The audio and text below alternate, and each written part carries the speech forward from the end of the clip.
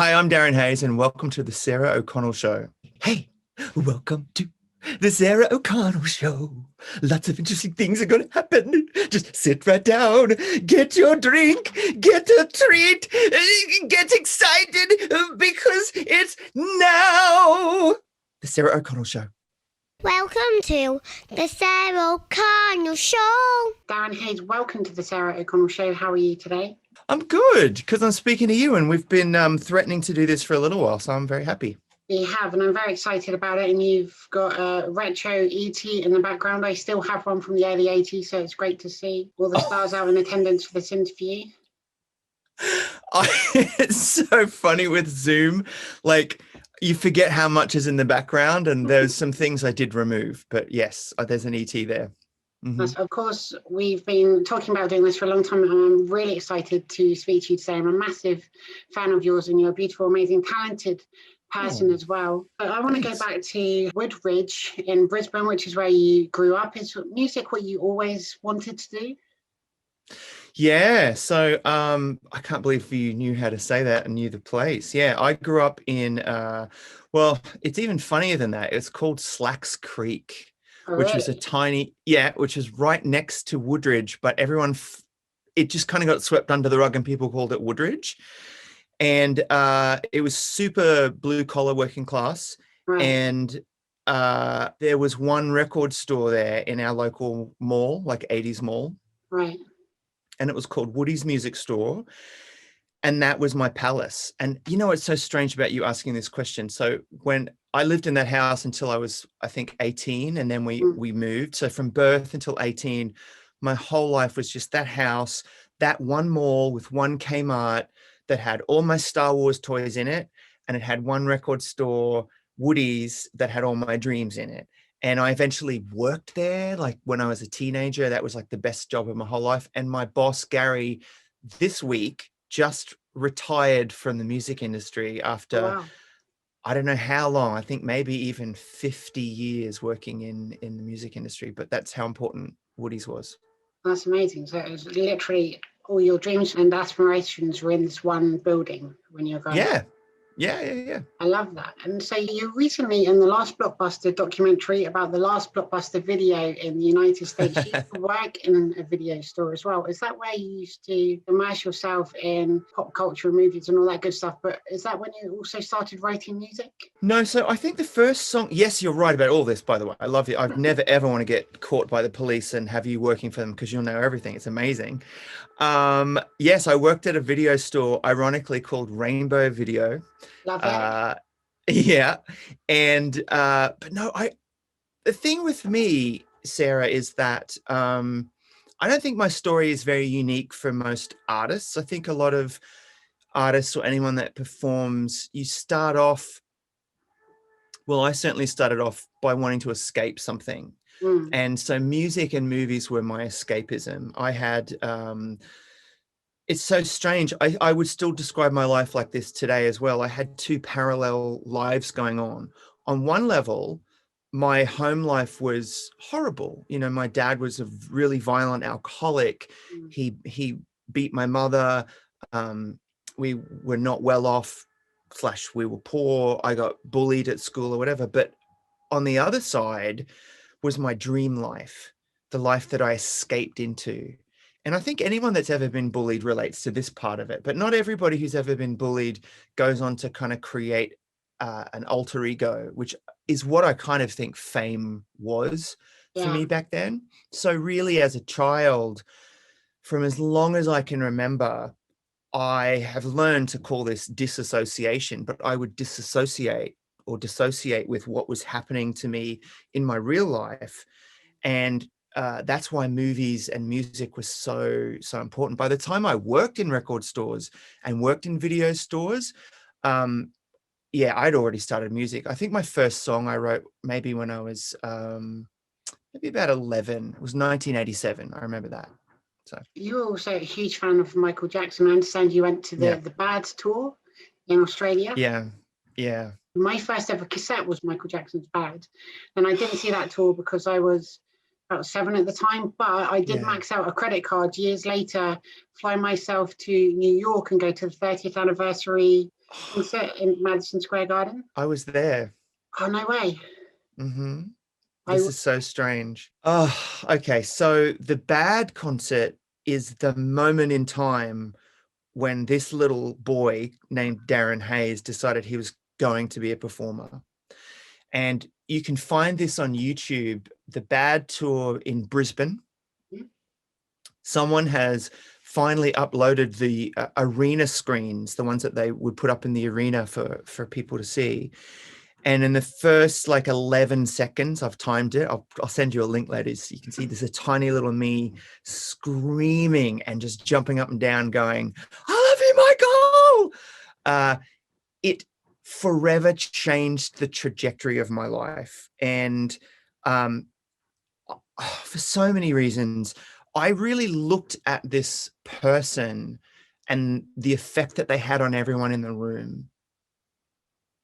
And you have to understand, at that time in 1987, homophobia was rife. And if you were a Michael Jackson fan after Thriller in my country, it wasn't as easy. Like in the 80s with Thriller, everyone loved Michael Jackson. The minute Michael Jackson started being described as strange, and he had some facial surgery, and we now know he had vitiligo, so his skin color was changing, but he was just bullied so much. But I identified with that.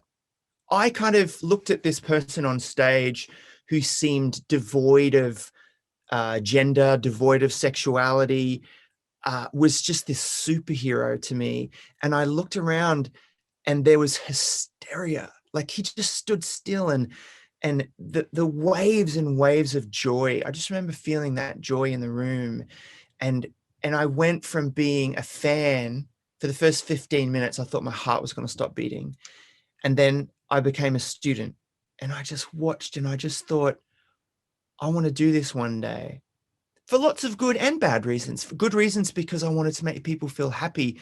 Maybe bad reasons, because I thought if I could be the person that people are screaming and applauding, maybe they won't bully me. Maybe that's a way that I can put on this facade, this persona, this thing that I would eventually do. And you know what's strange is that exactly 10 years later, I sold out that same arena. And played that same stage. Anyway, and also I went to the 30th anniversary that you went to, but I had a very different experience there, where it was right before September 11. Oh, I know. I almost booked myself onto one of the flights that crashed. No, really? Yes. And it was the strangest thing, and the biggest lesson for me to always listen to your gut, because I went to New York with one of my best friends, Claire, who's a choreographer. And we grew up loving Michael. We both worked at Woody's Music Store. She worked on a lot of my tours. In fact, she's worked on every tour that I've ever done. And we decided we were going to fly to New York to see Michael. And I say this with love, because I loved him very, very much. But I knew that he wasn't well, and I knew that something was not quite right in his life. And now we know why. He was definitely struggling with pain, and a lot of the horrible things that ended up happening to Michael were the result of the Pepsi fire. His whole life he was trying to repair this horrible injury, and he was on and off medications, and I totally understand that. But when Claire and I went to the city and we saw the show, there was just something in the air. There was just something wrong. And we were due to stay for another couple of days. And the truth is, I had a crush on a boy that was there. Right. There was a charity single that Bono had arranged, and it was a cover version of What's Going On. And everyone you could imagine was a part of this record. I couldn't believe that I was invited to do this, but at the time, like Britney, Destiny's Child, Beyonce, Bono, Justin Timberlake, like anyone you can think of was in town to do this thing. Exactly. And there was a publicist there that I wasn't sure if he was flirting with me or not, but I was so lonely and just so incredibly single. And I thought, maybe I'll change my flight. And thank God he wasn't into me, because I called up my office and I said, look, would you do me a favor? I want to change my flight to September 11. And it was a flight that was leaving from Newark. I think it was Newark to San Francisco, and that sadly ended up being the plane that crashed into, or was on its way, I believe, to Washington. And thankfully, the people that worked with me at the time knew I was kind of flaky, and they kind of yesed me, but didn't do it. They went, yeah, okay, cool. You know, it's a really early morning flight. And I was like, yes, I know, I absolutely want to do it. They're like, okay.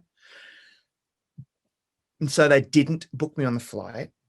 And then a day or so later, we saw the show. I just felt sad. Like I was looking around the city. I remember this almost a montage of just like violence. I remember back then there were payphones, and there was someone screaming at someone on a payphone, and they were smashing the phone. And Claire and I looked at each other and I said, do you want to get out of here earlier? And she said, yeah. And so I called up my office and I said, look, can you please change me from that flight? And they said, we didn't put you on the flight. And so, but for a rejected love, I could have been on a plane. And so I kind of thank Michael Jackson, and I thank my crush that didn't return my affections, and I thank my gut really for just knowing something was just wrong, and I came home. So scary, yeah, because I went to the concert on the Friday, the 7th of September, the day before, because I was in New York for a week, but I was there to see the concert. The day before the concert, I went to the top of the World Trade Center 5 days before it happened. Oh my gosh. Wow. I mean, I still get chills. It was, honestly, I don't think, well, in London, we lived there during the July 7th? 7th, yeah.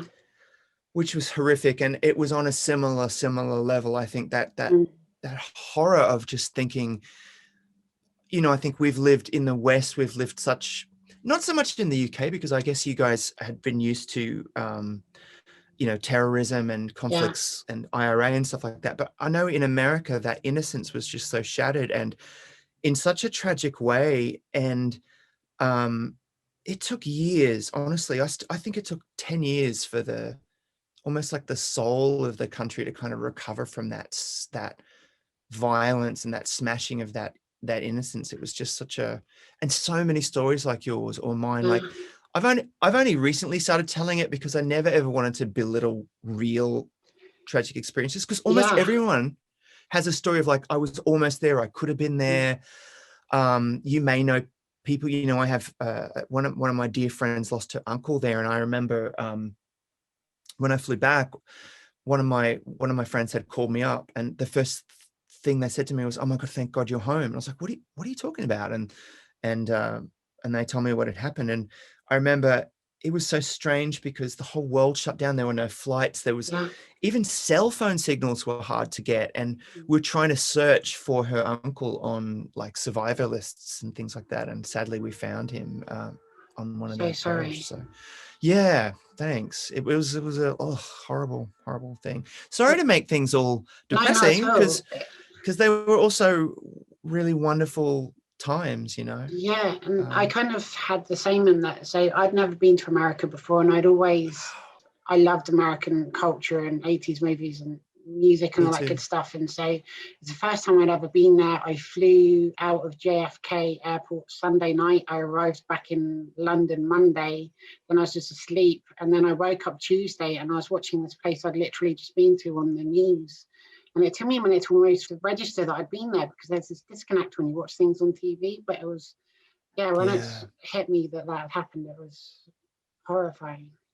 The I think too, also that just because of the age that we lived in then, that was one of the first times that we really saw the true human cost. You know, we'll never forget those images of people faced with decisions and choosing to jump out of a building like that. Horrific. But honestly, it was a similar feeling, I think, on July 7, because some of the stories of people who survived, you know, or people whose lives were changed forever. It's it really, one thing I was so proud of for both, because I lived in both countries at the time, was the way both countries rebounded. The British had such a wonderful way of essentially understanding what terrorism was and saying, you're not going to stop our life. which is the goal of terrorism, obviously, is to just stop and disrupt. America had a different way of dealing with it, but it was one of like love and unity, and this kind of like New York became a kind city for a long time, you know, and not that it's not kind. I would say New York is very honest, but for a while there, everybody was just like, you know what, let's be gentle with each other for a while. But anyway. Yeah, it's unbelievable that you came that close to it. And the stories of like actor Steve Buscemi, who used to be a firefighter, went back in just to help people out. And there's a million stories of, you know, incredible bravery and sacrifice. Absolutely. Yeah. How old were you when you saw that show? Would have been 20.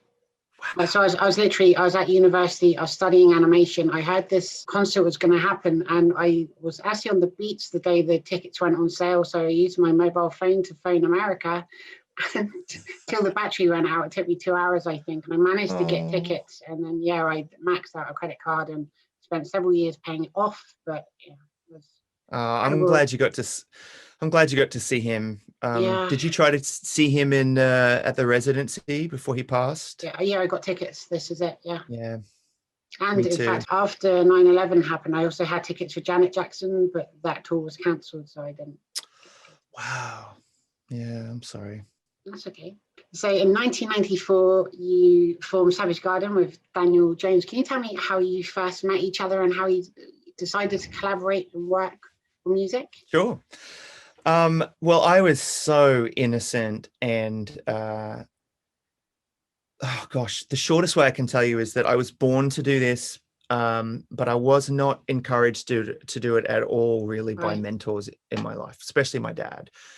My dad told me that I would end up living in the gutter. It was that, it was that discouraged, and he was very strict. And I remember he was the first person I ever played a song that I wrote to, and he had no reaction whatsoever. Like, it was just whatever. And it's strange too, because my dad used to be a drummer, so he had that musicality, but he wasn't supportive at all. And and then at school, I did have one music teacher whose name I feel terrible, I've forgotten at the moment, but she had the wisdom to kind of put me into choirs and things, and let me experience what it felt like to sing and to see other people's reactions and stuff. But I was still shy. And then I would get cast in musicals and I would just get the lead, but I wasn't arrogant or whatever. I'd be like, oh my God. Years later, I realized that the teachers they were like, that kid, let's get this kid. But for me, it gave me so much confidence in that regard. And so I was so ready to go and be a star. I was 17 or 18. There was one place in Australia called, now it's called QUT, Queensland University of Technology, but it was called Kelvin Grove, and it had an acting course. And I stupidly thought I couldn't audition for a conservatorium because I didn't play an instrument, not realizing that this is an instrument. Right. So I thought, well, what I'll do is I'll go to this performance school and, this is what will happen. And I think back then they offered something like 20 placements for the acting program. And I had a girlfriend at the time, and we decided we were both going to go off and become famous together. We were just obsessed with Madonna and Michael Jackson, and we did all these dances and stuff at school. And my other two best friends, my friend Natalia and this other kid called Greg, we all went to audition, and 3 of us got in. I got into the acting program. My friend Natalia got into, I think, an education program and something else, but my girlfriend didn't get in. Right. And so I gave it up. No. I gave it up for her. I just went, you know what? We're going to do this together, right? And she's like, yeah, we're going to do this together. And I was like, okay, then, you know what? We'll find some other way. And so I was like, I'll go back to, I'll study journalism and I'll work for Rolling Stone, and that's how I'll get into the music industry. And about 2 months later, she cheated on me. And she broke up with me. And then I found myself, I was at university studying to be a journalist, just going, what? And it was my constant moaning and whatever that I eventually left that, worked full time at the record store that I talked to you about before. I told everyone who would listen to me that I was going to be a star, and it was totally going to happen to me. And my dad was, again, really not happy, because I had done well at school, and my school counselors and everyone had expected me to go into like law or medicine or something. There wasn't that value placed on art and artistry. And so somehow I ended up in studying teaching. I did a teaching degree, and I would complain all the time. I was just a miserable little shit as a student. And one person challenged me. This one girl one day just said to me, you're always complaining so much about being here. Like, why are you even here? And I was like, because it's really hard to be a musician. And she's like, is it? And I was like, yes. And she said, have you ever auditioned to be in a band? And I went, no. And literally that day I opened up a magazine. It was a street magazine called Time Out. And there was an ad in there, and it was singer wanted for a band. There were maybe a couple that I'd or talked to or auditioned to before. Like they were like, one was like a heavy metal band and one was like something else. But this particular band now called Red Edge, and they said, they sort of lied, and they said, band with major publishing deal with Warner Chappell, just looking for a lead singer. Well, it turns out that's not really what happened. It was Daniel Jones and his brother Oliver, who is Oliver was incredibly talented. This like guitar virtuoso, and two other friends that they had in a band called Red Edge. And what the publishing company had said to them was allegedly, "You're good. We like your songs. We don't think you've got a lead singer. You need to get a lead singer." So I was walking into this situation. I did this phone call with Daniel, and I almost talked myself out of it. I was just like, I just shouldn't come. And he was like, no, you should totally come. I'm like, oh, I just haven't done this before. And he's like, look, just come. And you got to understand, I am me. I haven't really realized who I am at this point, but like, I'm the kid that grew up with like George Michael Jackson, Madonna, like dance moves. I loved R&B. I loved just American, American music. And they were like an Australian rock and roll band, like pub rock. And I turned up and I sang an audition piece from Little Shop of Horrors. Love it. The musical. Which song? I sang a little bit of the beginning of Skid Row. Okay. But I sang I think they're called the Street Urchins. I sang the women's part. And everyone in the room but Daniel was just like, oh my God. Like, I remember being humiliated and thinking that it was not a good audition. I think my voice might have even split during it, but I was beat red, so shy. And I can't speak for Daniel, but I know that in the conversations that we've had, he just knew, like he just saw in me that thing, that people see in people. And he was like, no, there's something in this kid. And so I think it was against everyone else's wishes, but he was like, no, that's the guy. So that's how I met him. And then we spent a good year where I was in that band singing some of their songs and doing cover songs, and just really not happy. But it was an incredible apprenticeship, just playing to pubs, clubs. When I first turned up, I didn't know how to do anything. And the end of a year, the transformation of me was hilarious. It was like my hair was dyed black. I had an earring. I was just like, I had some stage swagger, because I had learned what it's like to flop, to fail big on stage, play to empty rooms. And that's how we met. And then you two were coming to town by the time of, this was before 1993, I think, because it was the Zoo TV tour was coming to town, and Red Edge was offered a permanent gig at Uluru, which is in the center of Australia, and at a resort in one of the hottest places in the world. Now, if you know anything about me, I hate the heat, right? And I just made a decision. I was like, I'd gone from the kid that was so nervous I would throw up before I went on stage to the kid that had the confidence to say, I don't want this. But I would be in a band with you, Daniel. And he said to me, all right, well, I'm going to give you this booklet for a keyboard. I remember it was an Ensoniq something.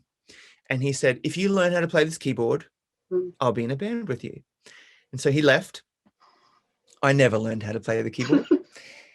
And when he came back, we just had our first ever solo songwriting session together, where it was just him and me. And that first song we ever wrote was a song called 1,000 Words, which ended up being on the first Savage Garden record. So that's how he and I became a duo from that point. Amazing, because is it true you sent 150 demo tapes out to different studios to try and get their attention? I love your drive and determination back then. What was on that tape? Well, there were 3 in total. So there was like a first one, and the first one had To the Moon and Back. 1,000 Words, which was an album track, and I think it had a song. It had a song called SS Gypsy, which became a song called Break Me, Shake Me. So the origins of the first Savage Garden record were there on the first tape. Second tape, it had the origins of a song called All Around Me, which was on the first record. It had a version of Truly, Madly, Deeply that was horrible called Magical Kisses. And I was saying, I think I said on Twitter the other day, like, it's funny because that became our first ever US number 1. Yeah. To the Moon and Back was our first Australian number 1. And they were all on there. And then there was a third tape that was like a greatest hits that we put out of all those songs. And we just had an industry directory, and we sent out back then just analog tapes to everybody. And Daniel has them somewhere on file, like rejection letters, but like there was like 150, and everyone you could imagine that we looked up to, from icons in the business to whatever, just passed. And we just played a game. We lied. We had one person that was interested, John Woodruff, who was the person that eventually signed us, and another person that was interested but was playing a game. His name was Ralph Carr, and at the time he managed Tina Arena. Okay. And so we just called John's bluff, and we phoned him up and we said, "Hey, listen, we've got an offer from Ralph Carr, so we're going to go with him. So thanks for your interest." And then within 5 seconds, he called back and he flew up, and then he signed us. I love that. That's phenomenal. Because you released the song "I Want You," which I must say is one of my favorite rap songs of all time. It's really fast, but I love it. I love that you say that. It's just funny because white people just shouldn't rap, but then I didn't think it was rap. I didn't know what I was doing. It was very fun. I mean, for a long time, I only knew the Chicky Cherry Cola bit, but then I took some time to learn it, and I was really pleased with myself. I'm proud of you. It's a hard song to sing. Thank you, right? I won't sing. I mean, I'd only talk you through it now. I wouldn't even dare. But, yeah. It's hardly singing anyway. It's really just speaking words, that song. So especially when I do it.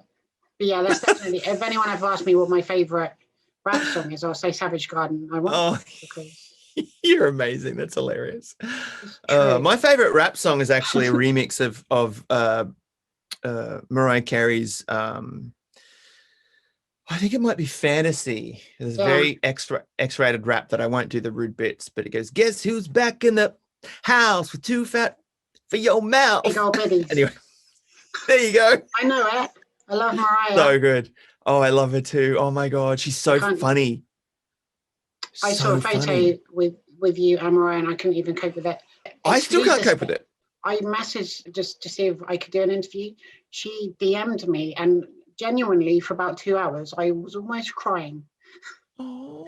I know. I was so excited. It was stupid. I don't really get starstruck anymore, but I was just like, so was it one of those like, "Thank you so much, but no," or no, "Thank you, let's do it"? No, so it was, to start with, she just sent me an emoji of a butterfly, and that was exciting just in itself. And then she sent me a message saying, "I can't agree to any interviews without my agent okaying it, so here's his address." And then she said, "Lots of love, Mariah." And I can't tell you. I know. And you know what's so funny is it takes so little, doesn't it, to treat people like that. And I have that theory about a lot of superstars, like the ones that really last. Most of them tend to be pretty good people. Like, obviously there are these monsters that we find in the closet all the time. But usually the people that are awful, like we all know it. And we all are like, oh, that person. And we're just, in a good way, we're kind of just waiting for someone for them actually to just behave in public the way that they treat people in private.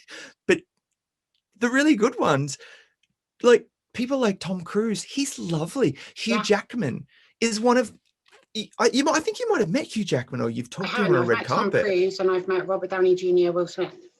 Right? Aren't they? They just, that's who they are. Yeah. They're good. They're nice people. Like, more nice celebrities, please. Let's stop playing. We should stop paying rubbish ones. It's such a relief to me, because there's people such as yourself, in fact, that I've loved, for a lot of my life. And then when you get speaking to you, you're just as lovely to talk to as well. And it's such a huge relief when these people that, you've listened to their music, you've been to their concerts or watched their shows or whatever, turn out to be as good as you hoped they would be.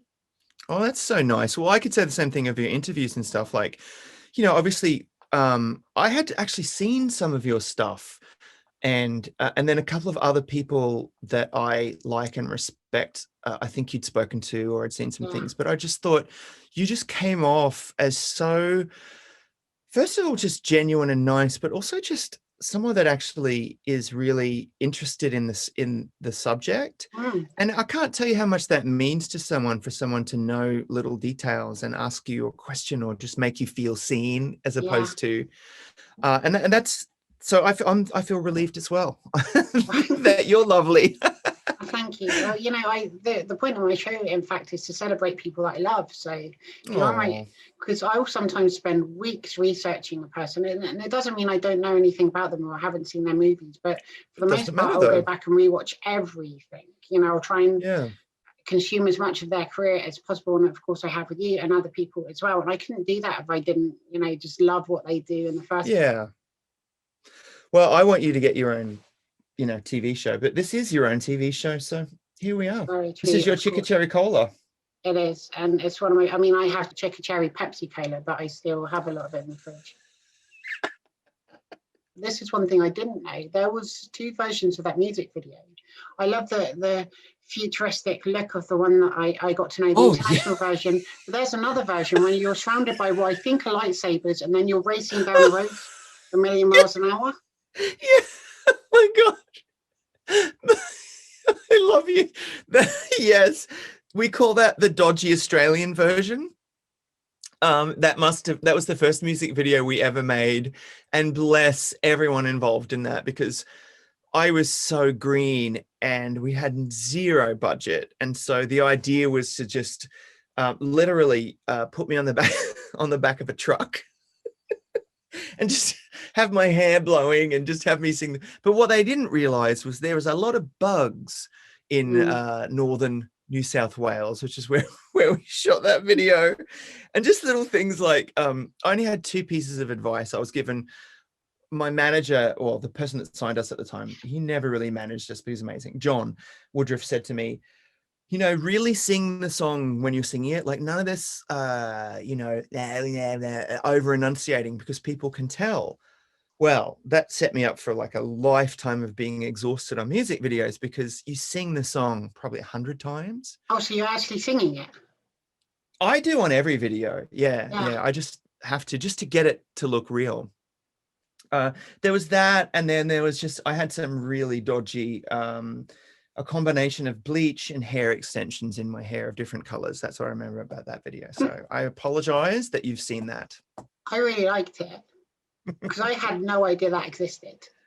Oh, well, that was my intention. So I'm sorry, I do my research. No, it's there now. I'm proud of it now. But back then I was just like, oh my God. I love the expensive one. Not just because it's expensive, but it was Nigel Dick who did all of the he did Hit Me Baby One More Time. I mean, he did, he was incredible. Oh, let me just plug my power in real quick, because because I'm so boring. I'm talking too much and I've zapped up all my stuff. No, not at all. I love talking to you. But yes, the director of I Want You was just an incredible music director, Nigel Dick. Yeah. And he did a lot of our videos, and he did Backstreet Boys and Sync. He did all of the Britney stuff that you know and love. He did before that, he was like all the Guns N' Roses videos. He did all the Third Eye Blind videos. Like he was just Oasis. He was the guy. So we went from back of a truck to suddenly having a truck that had catering. We're like, what is this? $1 million budget. So this is interesting. So as you know, I recently interviewed Boy George, and in my research, the same person's come up twice that had an impact on their careers. Rosie O'Donnell. So with Boy George, it was the musical Taboo. And Rosie O'Donnell discovered the musical and brought it over to the US. And Rosie O'Donnell did the same for you. 100%. I honestly don't know if I would have a career in the rest of the world if it weren't for Rosie. There were two things that were happening. We'd made this record that was a little ahead of its time because before we couldn't get it signed. It was considered to be too pop, too 80s. We weren't a part of the Swedish pop thing that was happening. We had no idea. Right. We weren't a part of any of that. That's an incredible thing. I think when you're younger and you tend to just be a part of like a trend or something, because it's sort of like, I think of someone like Billie Eilish now, you know, like Billie didn't sound like anyone now. A lot of people try to sound like her, but I was very proud of the fact that we made something that it didn't quite make sense. And then all of a sudden it looked like it had been prepped and ready to go. And there was one American radio plugger whose name escapes me, but he'd come to a conference in Australia and he had taken a DAT, a digital audio tape copy of that song back to America. We didn't have a record deal, but he just thought he would test it on some radio stations. And it became a top 20 radio play song with no record deal. And that's where Rosie was hearing it. Okay. So Rosie, every day on her show, because I think it was, it might have been Z100 in New York, which is one of the biggest stations in the world at the time, had been playing it. But every day on her show, Rosie would go, she'd press this little button, she'd go, chicka cherry cola. And that's all she would do. And she was so adorable. And she'd go, who are these guys? I want to get these guys on my show. Can we get these guys on my show? And so we literally got a phone call from the band that signed us that just said, Rosie O'Donnell wants you guys on her show. And at the same time, Clive Davis, who was the head of Arista, the man that discovered Whitney Houston and 30, 40 years worth of soul music and incredible artists before that. But and also Donnie Ienner, who was the president of Columbia Records, and both of them wanted us to come meet with them. So we went over to the US. I auditioned for we auditioned for Clive Davis, and we auditioned for Columbia Records, and then both of them basically bid for a record deal. We got a record deal, but that wouldn't have happened without Rosie. She was the biggest TV show in America at the time, and she was playing our song every single day. And do you know what I wrote to her recently? And she said she still calls me her cutie patootie. And it almost made me cry because she said, I'm so proud of you, Darren, because I wasn't out back then and she wasn't out back then. And just all of the crap that she went through, you know, her and Ellen went through a similar thing, I think, when they came out. It was horrific. But Rosie was really demonized. And then, of course, Donald Trump decided to just, like, she was the first person to truly have her whole life just consumed by this person's hatred. And so when Donald finally got out of power, she was the first person I contacted. And I just said, I thought of you. And she said, thank you. So, yeah, she's beautiful. It was a huge relief recently as well. I just had that. No, it was scary. I think I mean, I have to watch it because my social media, I guess, is, you know, people just sometimes just want you to shut up and sing, which I fiercely disagree with. But I'm kind of glad that I can take a little step back from, I've just felt like we all had to just babysit the adults in the room who were running the world. And I would like to believe in that, I don't know if it's a Martin Luther King quote or, in fact, I don't think it is Martin Luther King, but there's this concept essentially that the arc of the universe, the moral arc of the universe, does bend toward light and goodness. Yes. And I would like to think that maybe we're still on that path, because for a while there it was a bit scary. Absolutely. Yeah, bends towards justice or something, right? Yes, yeah. That might have been Rep Lewis, actually. It might have been the Rep. How quickly did life change for you? Because of course you wanted to be a star when you were growing up, and then all of a sudden overnight you were an international star. You were US Billboard #1. How did things sort of change for you?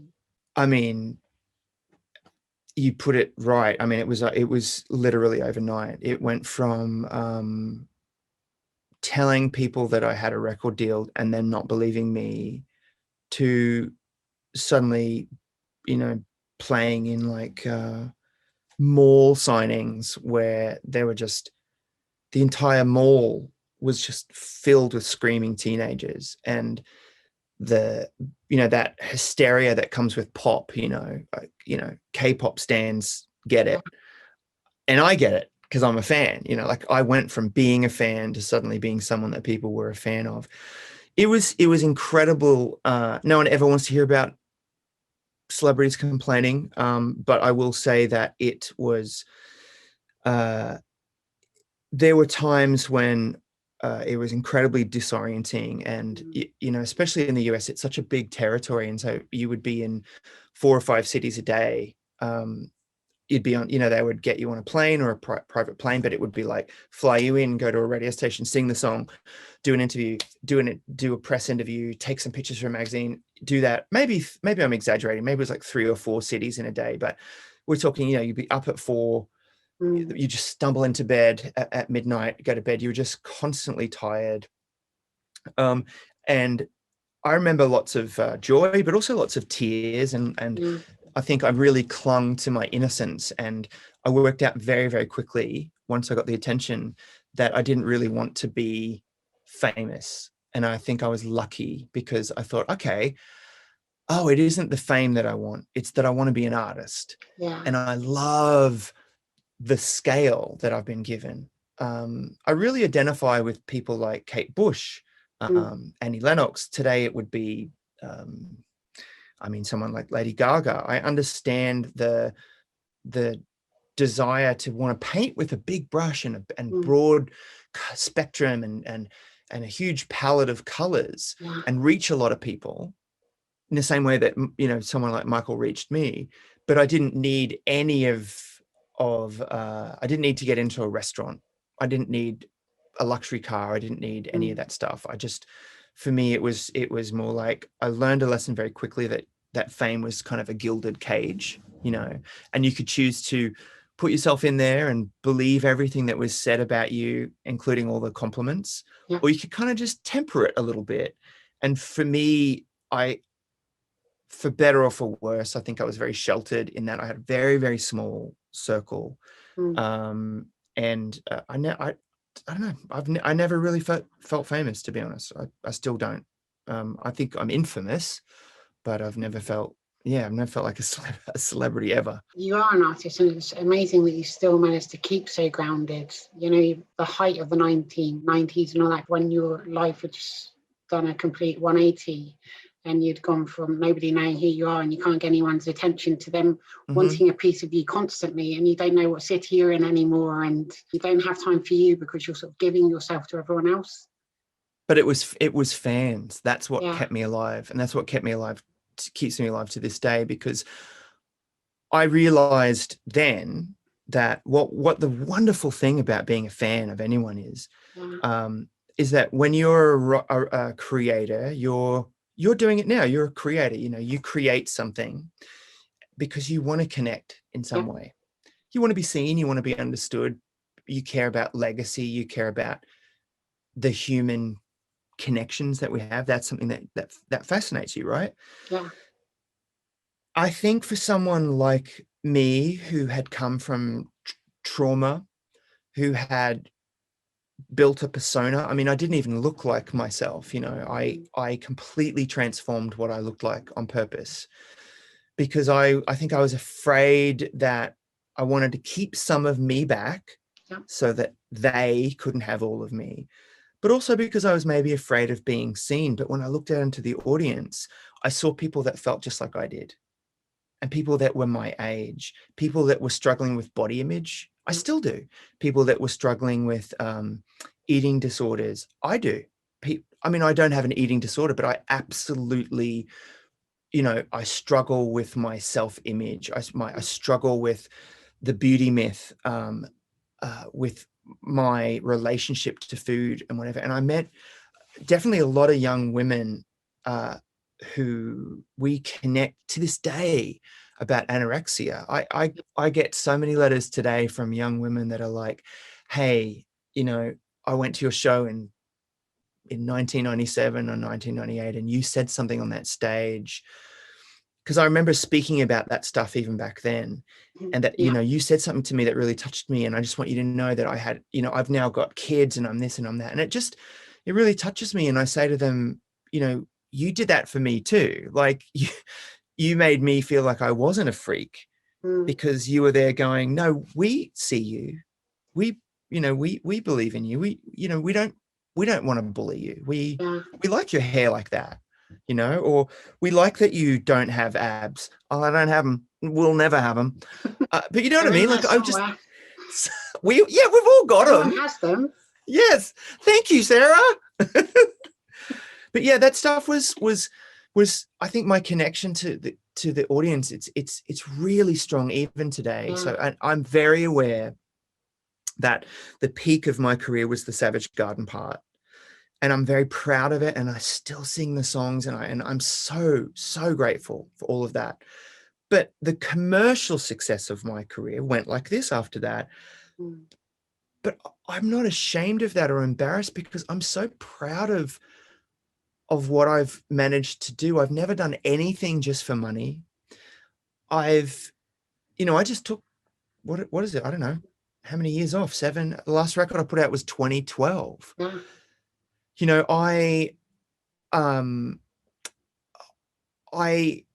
so grateful to the people that remember me and have stuck around with me and stuck by me, because it's easy to just kind of, I think, be a fan when back in the day when you could just turn on TRL or radio station, there it was. But I became one of those artists that records were sometimes imports, or they were hard to find, or I had small shows, or I didn't tour all over the world. But my fan base has always been so incredibly loyal and supportive and patient, and really patient, which I'm very grateful for. Yeah. But your music and your voice is just so special and magical. And even now, if I'm making a playlist, it has to have you on it, otherwise it's not a good playlist, right? I mean, I'm getting better. Thank you. I'm trying to get better at taking compliments. I think we all are. No, for real, it is hard for me to, this is not related, but when you have someone in your life and they've lost someone, and the polite response, the polite thing to say to somebody is, I'm sorry for your loss. And I had a friend of mine teach me that he's learning to say thank you and just accept the sympathy, because we have a tendency to deflect, even if we're grieving. Someone will say, I'm sorry for your loss, and my friend used to say, oh, that's okay. And he has learned to say, just to say thank you, and then hold that in for a second. It's hard for me, and I think it's hard for a lot of people. I think I think a lot of my work, even to this day, deals with self-love, really accepting who we actually are, and the fear of, what if people find out who I really am? That breaks down for so many people in so many different ways, but it's that fear of not being lovable or good enough. And it's something that I work on all the time. So thank you for the compliment. Well, you've always got one fan right here, I can promise you. That's all I need. That's it. Do I don't even know. I mean, I would still do it even if I didn't have fans. Yeah. That's always kept me going. Just not of having course. I mean, I genuinely do in all seriousness, I do my show because I love creating it, and I love shining a spotlight, as I said, on people that I love. And You know, I can speak to the biggest stars in the world, or I'll speak to a first-time director that had a shoestring budget and they've just done incredible things to put a film or a TV show or a comedy tour together that no one's heard of. And I know no one's going to watch that episode, but I love that person. And I love them equally to all the other people that I've spoken to. Well, I love that that's your standard, because I think as an artist, the standard should also always be, am I having fun? Yeah. Am I proud of what I'm doing? And I do think it is true that the success comes. I think we've all seen that story. It's a pictogram or a cartoon, and it's two people digging for gold, right? Yeah. And one person's in above, and they say, oh, stuff this, I just give up. And the person below is digging, and the gold is just one more dig. Yeah. But the person above is like, you know what, I give up. But I think it's the perseverance of just of not giving up, but also just doing what you love, because eventually you find an audience. Like, I'm a part of your audience now. So like little things, it's stupid, but little things like, I don't retweet everything. I wouldn't, but I have zero issue when you post an interview, I'm like, retweet. Yeah, because I know people are going to be, no, but I know people are going to be moved by it because it moves me, or I know I'll see an interview that I won't see anywhere else. And it's like, that's your thing. That's what you do. You're doing it to me now. So I have no control. You always. Your second album with Selfish Garden, Affirmation, I must say, I love the song Crash and Burn. Like, it really just resonates with me. And so you wrote most of that album in New York, is that correct? Well, that song was really a lullaby to myself. That was the first time I was really diagnosed with depression. And I had made all these huge changes in my life. So I'd realized that I was gay. Big problem if you've married a woman, and big problem if the woman is your best friend in the whole world. And you just feel like not only are you going to let the whole world down, but you're going to destroy somebody else's life and their world. And we're still so proud of our relationship because we worked so hard through that. And it was at the end of the first tour that she eventually had enough love and self-esteem in herself to let me go. You know, we'd been through therapy. We had terrible advice. I mean, we went and saw I'm not Christian, but this was a Christian or faith-based therapist that essentially told me, his advice to me was, hey, I'm a married man, okay? And I'm attracted to Pamela Anderson. My wife doesn't look like Pamela Anderson. So every time I walk down the street and I see a blonde with, you know, big boobs, I think, oh, I'd like to be with that, but I don't because I'm married. You're married. End of discussion. That was the therapy. Wow. And it was horrific. I just I was like, oh, okay, so this is how it's going to be. I'd never even held a man's hand. Yeah. But I came out to my wife.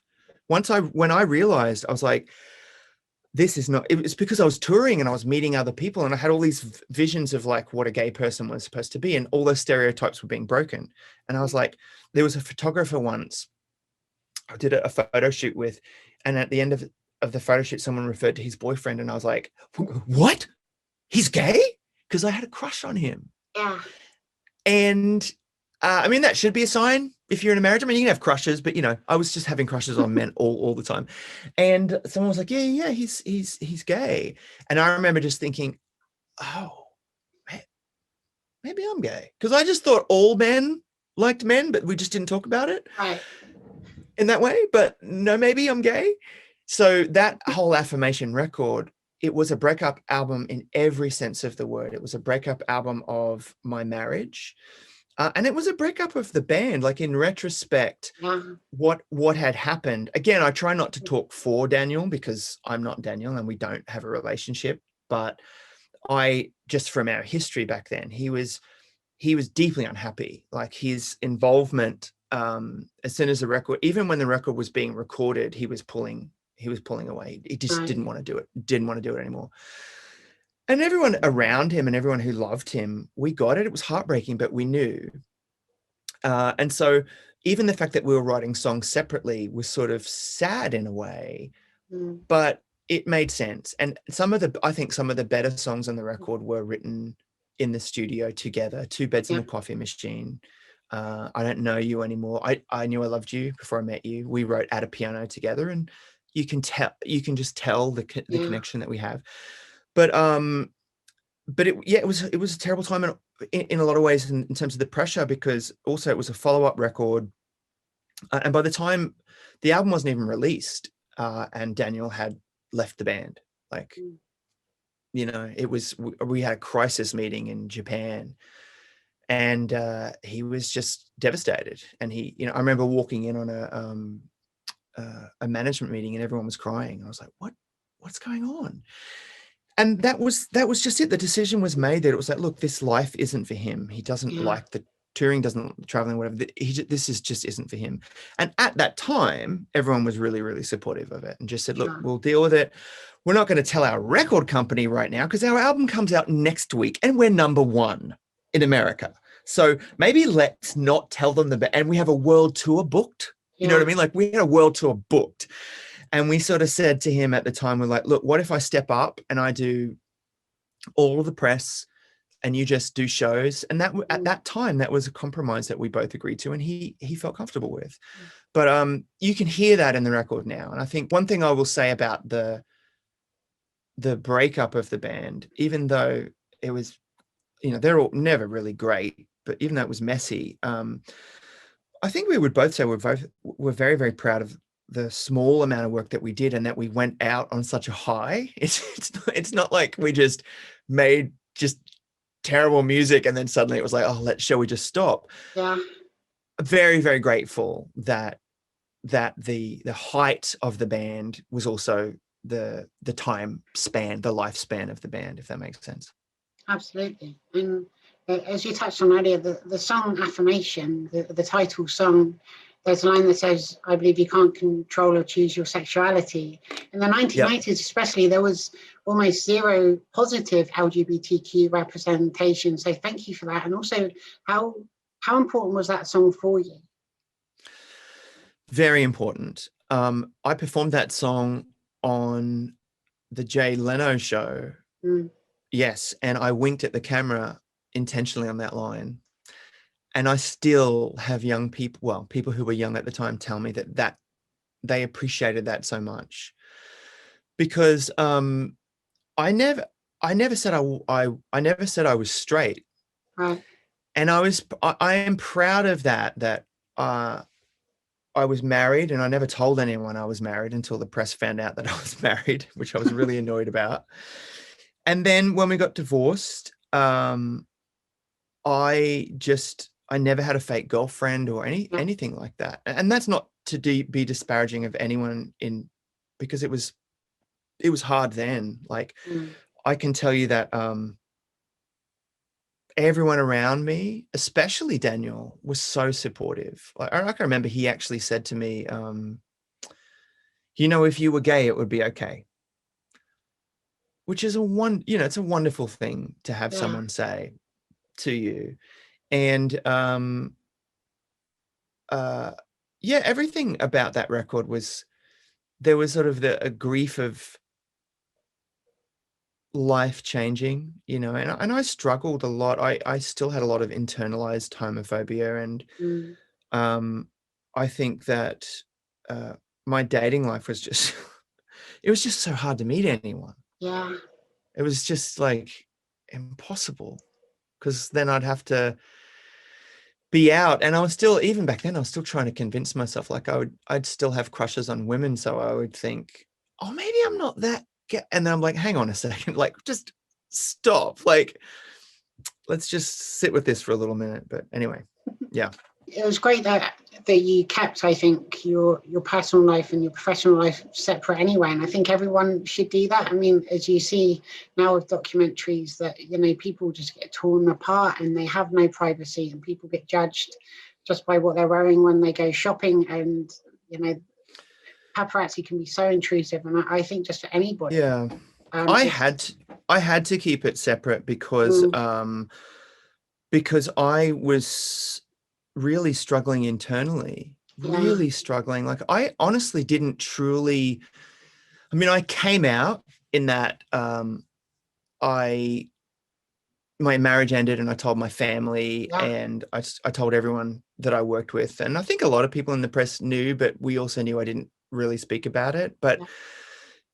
everyone that knew and loved me knew that I was out, but I was really sad. And it was the first time that my depression had collided with my sexuality. And they were so intermixed at the time. I didn't realize I was dealing with childhood trauma. And so Yeah. it really dampened that experience of, I had so wished that I could have had this wonderful, joyous experience of being gay and celebrating it, you know. And so I found these coded ways to do that in my music. Yeah. I Want You as a song like that. I Want You as a song about a dream about a boy. Right. You know, and I think I wasn't ready to come out until I fell in love. And then and I had relationships, and amazing relationships, and very, very grateful for them. And, you know, my first ever boyfriend was so lovely and all that sort of stuff. But when I met Richard and I knew that I was going to get married, we've been married for 15 years. It'll be 16 years next year. Amazing. Congratulations. Thank you. And when I met him, then it was like, oh, I can withstand the spotlight and the scrutiny now. I'm proud of who I am. And that was the thing. I wasn't proud of who I was, and no one can do that work for you. So if you were someone like me and you were struggling with, you know, suicidal thoughts, and I was on medication, and I was just not in a great headspace, to then suddenly put myself into the spotlight of like, and I'm gay, now watch me try and date in tabloids, like, I just wouldn't have survived. I really, really wouldn't have survived. It would have been very traumatic for me. Yeah, I think you have to just work through things at your own pace, and given a different assortment of stuff in your life that you have to sort of deal with. It's not just you're gay or you're on tour or anything else, but the whole culmination of everything you've been through in your life is what makes you you. Yeah, for sure. I'm so sort of happy that you're in love and you're married, and you got married 3 times to the same person, which is amazing. Yeah. Yeah, it's great. We just felt a real, I think we did that in solidarity for anyone that had ever suffered in the past, you know, for equal rights. We just really felt like I wanted to make up as much lost time as possible to be someone that just said a big F you to bigots. So yeah, they won't let us get married in England though, because they say that we're already married here in America. It's fine. It's hilarious. No, it's fine. They're like, because I forget now. I'm like, hang on, I wanted equality. I am married. So England, because I was like, let's go back to England now, get married in England. And England was just like, you're married? Because we recognize that, which is huge. So I'm like, oh, okay, fair enough. That is good. Yeah, it's a good thing. So yeah, you'll just have to keep it at 3 for now. Just at 3 for now, same person. No, I recommend everyone. You can renew your vows in England. You can do that. You can. Oh, I'm a little suspicious about renewing vows, though. I just feel like when a celebrity does that the next year, you never know. No, but that's like if you get married and then you renew vows, that's only twice. You'd be on your 4th time. That's true. So you're way past that, so you don't need to worry about that. All right, I'm going to take your word for it, Sarah. Yeah. No, I'll bring an amazing present.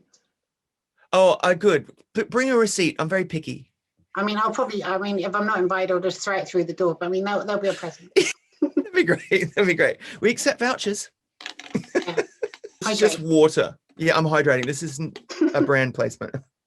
Look what I got the other day. What did you get? At the Starcourt Mall.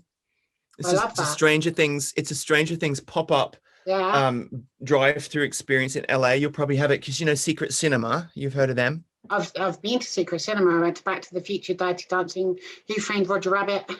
Exactly. Well, England invented Secret Cinema, so they've come here to the US, and they've got this Stranger Things one. And if you go to it, you can get a Starcourt Mall cup as well. I hope so in the future, if the planet ever opens up again. Yes, it will. That's my main motivation of leaving the house, is to get one of those cups. Yes, I think that's a good thing to strive for. You were once given the key to the city of Brisbane. Have you ever used it? Let me just check. I have several copies. No. I thought about it because it'd be fun, wouldn't it, to like creep around and go into people's houses and stuff? Key to the City, you think of it's probably like, you know, master key. Turns out, I don't want to spoil it for you. It's wooden. It doesn't even have chocolate in it. No, it's not. It's not even a chocolate key. You can't eat it. You can't use it. It's ceremonial. Oh. So, yeah. That's no good. It's good, though. I've got the key to the city's heart. It's around the world.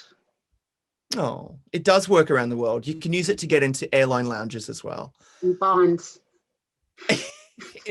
Exactly. And barns. Yes, exactly. Yep. Animals respond to it. They're like, oh, whoa, he's got the key to the city of Brisbane.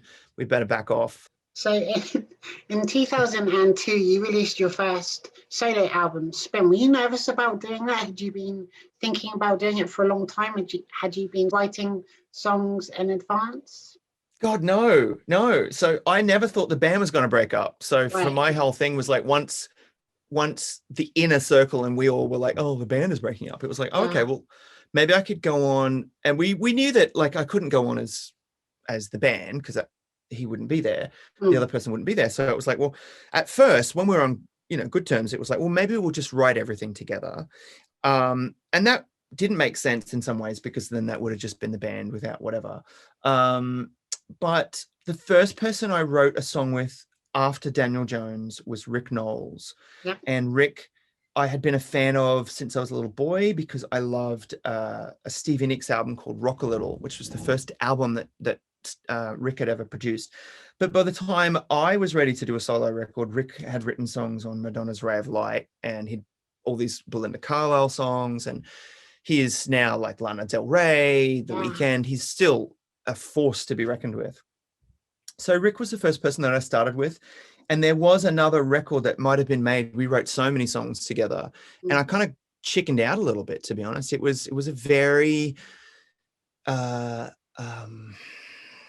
was a bit folksy. It was very, very different to Spin. And in the end, only a few of Rick's songs ended up on there because Sony very cleverly got me back into the studio with Walter A., who had done the previous Savage Garden record. And I love Walter. To this day, I love Walter. He's just the sweetest genius. And it is impossible to be in a room with that man and not write a song. And so he was very, very charming. And all of a sudden it was like we were making an album. So the process was incredible. Looking back on the record now, I'm really, really proud. At the time, it didn't really sound like me, and it probably still doesn't really sound exactly like me, and I wouldn't expect it to because I didn't know who the hell I was after the band. It was like, what is my sound? You know, who am I? But wow, what a privilege to work with Walter on an entire project and stay at his guest house and drive his cars and get in trouble for not returning his cars and that kind of stuff. It was great. Do you still have them? His cars? Yeah. Yes, I have the key. I have the keys just here, I think. Is it wooden? It's wood. It's a chocolate car. There was a lot of hilarious stuff that went on though. Like it was just crazy because I think everyone expected me to become like Justin Timberlake, you know, Justin left in sync. I'm now solo. So it's like, oh, this is who you'll be. And there was a lot of hype and pressure and just ridiculousness. Like there was a lot of homophobia at the label.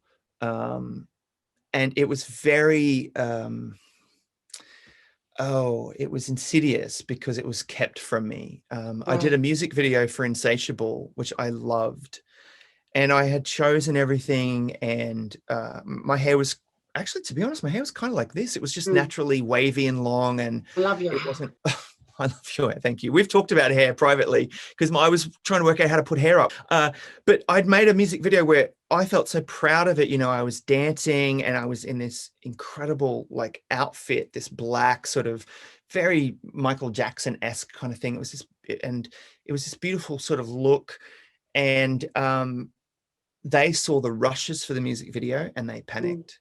And there was I was told, so I'll say allegedly, from some inside snoops back in the day, years later, that there'd been this internal memo that was sent out and they just went, he looks obviously gay in this video. We cannot use this video.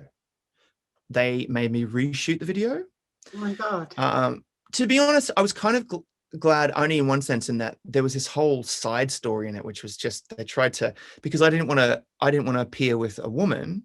They had this whole side like B story with this. It was hilarious. This poor actor who was like naked under a trench coat. And she's like walking through this club, like looking for me. And I'm like, oh, even when I didn't want to do a scene with a woman. And you'll notice like after Savage Garden, I was kind of like, yeah, I don't want to do that because I'm not straight. So I don't want to do that. But they kind of snuck that in there. But they made me reshoot the video. They made me iron my hair flat. So there was like there was this record company mandate where my hair had to be straight ironed. Flat ironed, because the president said they thought like my hair looked more like Kurt Cobain when it was straight, and they preferred that. But they also cancelled essentially all live promotion for that record in the USA. This is just like Elvis Presley, because unlike Elvis, whose hips were too sexual, they had said, if I perform on TV, people are going to say that guy's gay. Where had they been? Had they seen any of my music videos? Had they been to any of my tours? Like, camp, proudly, have they seen this jacket? You know what I mean? Like, I had like, everything about me was androgynous. I've always enjoyed, we go back to when we talked about like, you know, Jackson or Bowie or George Michael or Madonna, like androgyny had always been my thing. But when they knew that I was gay and they saw the stuff, they were petrified that, that someone somewhere would be offended. And so that was the story. So it's a very bittersweet feeling I have about that record. It was sort of the beginning of the end of my relationship with Sony. Sony America, I should say. Sony Australia and Sony UK, they were amazing. But yeah, America was just like, oh, we're good. Send him to Top of the Pops. We'll be fine. That's so bad. Do you feel like it's got better now? Or do you still feel that? I do, in the sense that I love that we have artists like Sam Smith. I love that we have artists who can arrive as whoever they are, and there's no question about it. And that's beautiful, and that's just progress, and as it should be. In the same way that somebody like me could come out within my career, as opposed to somebody like younger viewers won't know who I'm talking about, but someone like Barry Manilow couldn't for his entire career. Rock Hudson couldn't. I don't know how George feels about it, but I know with George, I grew up in the 80s where people were so cruel to him. Like people would just literally say, "Are you gay?" And I mean, he's standing there dressed in the most incredibly flamboyant and camp outfits. And it's like, how much braver did you expect this man to be when he was living in a period when you could get beaten to death for even just dressing like that? Like, so yes, there's been progress. I think what still upsets me, I tweeted about this the other day though, I still think that there is homophobia even within our industry. So there are record label managers, artist managers, magazine editors, radio programmers, people in positions of power who are gay and openly gay and say they stan a good bop, you know, and they all love this artist and that artist, love, but they don't sign them. They don't manage them. They don't put them on the covers of magazines. I even have a problem with the fact that a lot of mainstream print media will only maybe 50% of the time put a gay person on the cover. Sometimes it's just, and there's a difference between a gay icon, like Mariah and Madonna will always be a gay icon. So please put them on every cover. But, you know, back when Twilight was a thing or whatever, it was like, if there was just a cute guy, we would just put them on the cover of a gay magazine. It's like, there are so many other magazines to put these gorgeous men on. Like, why can't you pick, you know, somebody who is actually, who buys your magazine and put them on the cover of the magazine? So I feel like that still exists to a certain degree. And I know that I sound like a crotchety old man, and I apologize. No, not at all. I think all industries have still got a hell of a long way to go, and society as well. And things are getting better, but you know, as you said, this was 20 years ago, and that's still very recent in, you know, in terms of how far we progressed or not progressed in society. But you know, your visibility would have inspired so many people, and people feel more seen and more valid just by your existence. So thank you for that.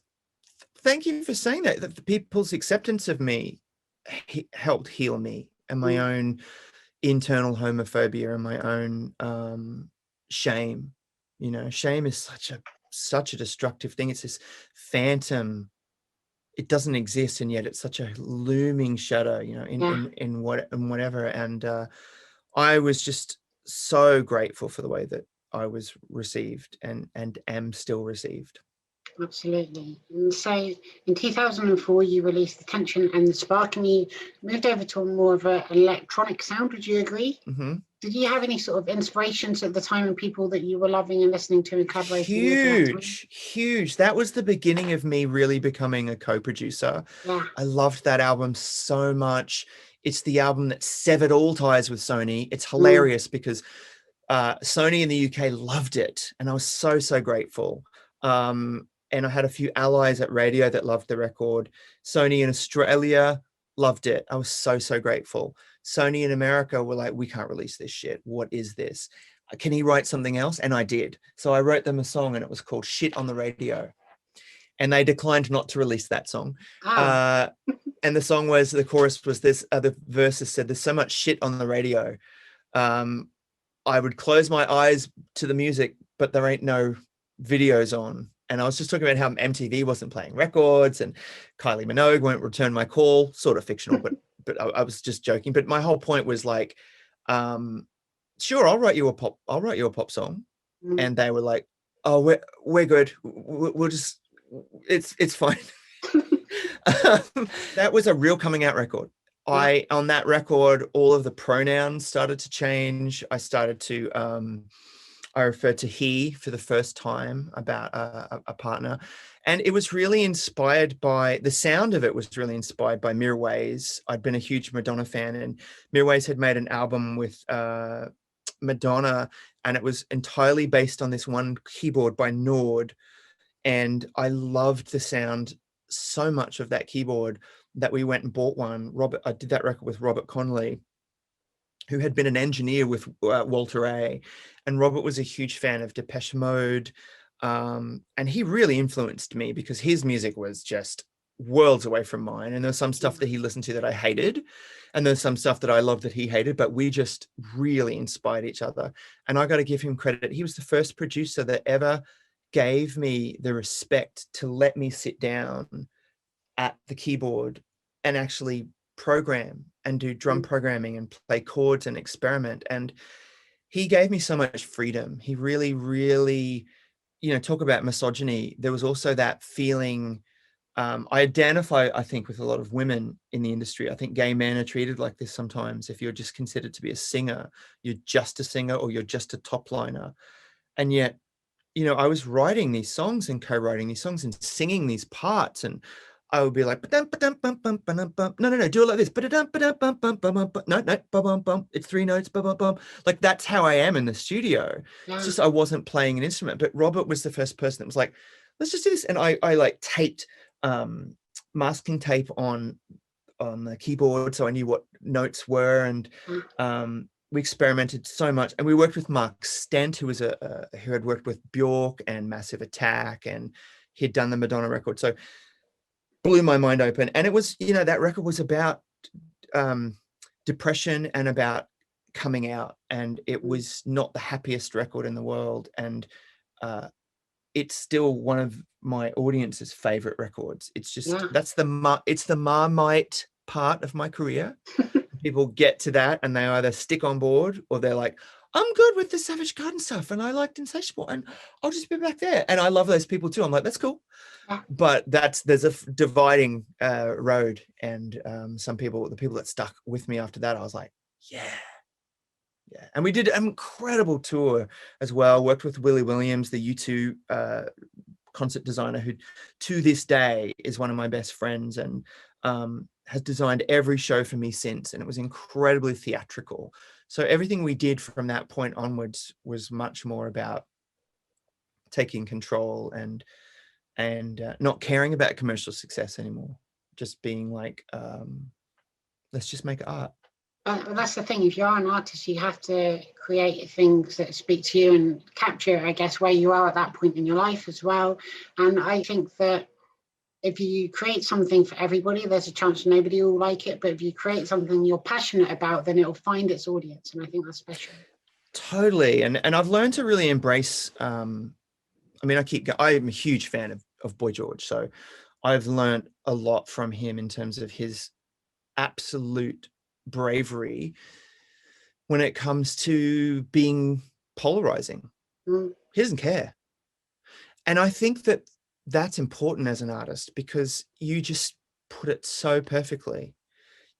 You can't please everyone, so why would you try? But wouldn't you rather have some people be passionately like, I love that person, oh my God, I love that person, which means that someone over here is going to be like, I absolutely hate them.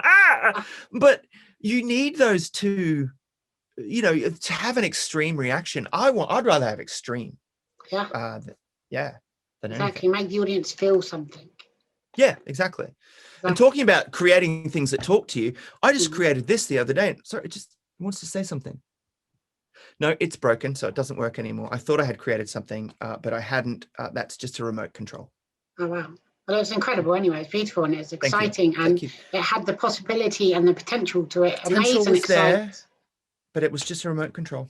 Yeah. So who knew? But sometimes that's enough. Is enough. To bring about positive change, you need a remote control. In 2007, you released This Delicate Thing We Made, and also went on the Time Machine tour. Now, I've seen that tour, by the way, and I loved it. It was a lot of fun. My question to you is, if you had a time machine, where would you go and what would you do? I think about this all the time. And I always go back to the 1980s. And I think because I might be speaking for, I have to speak just for myself, I guess. But I think when we think about time machines, we're drawn to periods in our lives when we felt like all possibilities were available. And so I have romanticized that. And again, because I see this as a positive, but I think I'm so proud of my brain, the way that it handled trauma as a child, because I was able to compartmentalize. And so when I talked to you before about these parallel experiences, my memories of my childhood, even though there was extreme violence, there was also extreme joy in escaping into MTV, music videos, color, neon, imagination, playing outside. The whole future was unwritten.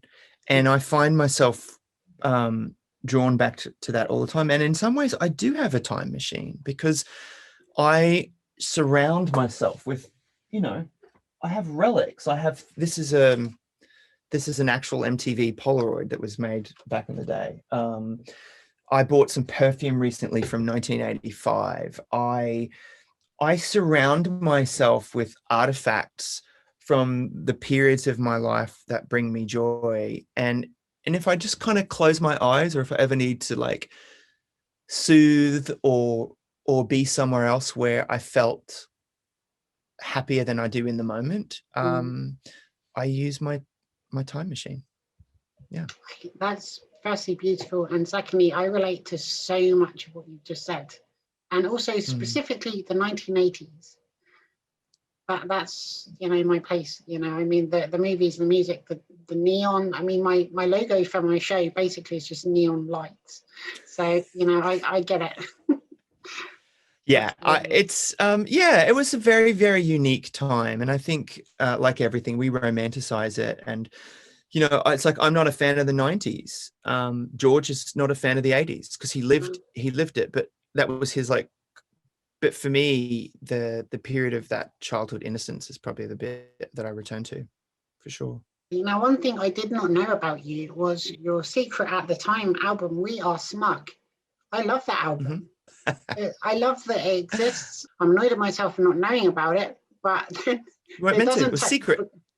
It was a secret, and it doesn't turn up on your discography either. So I had to do my extra special research to find that. So much fun. Is that something you might do again in the future, or do you have 1,000 albums that we don't know about? I have never stopped writing music. Right.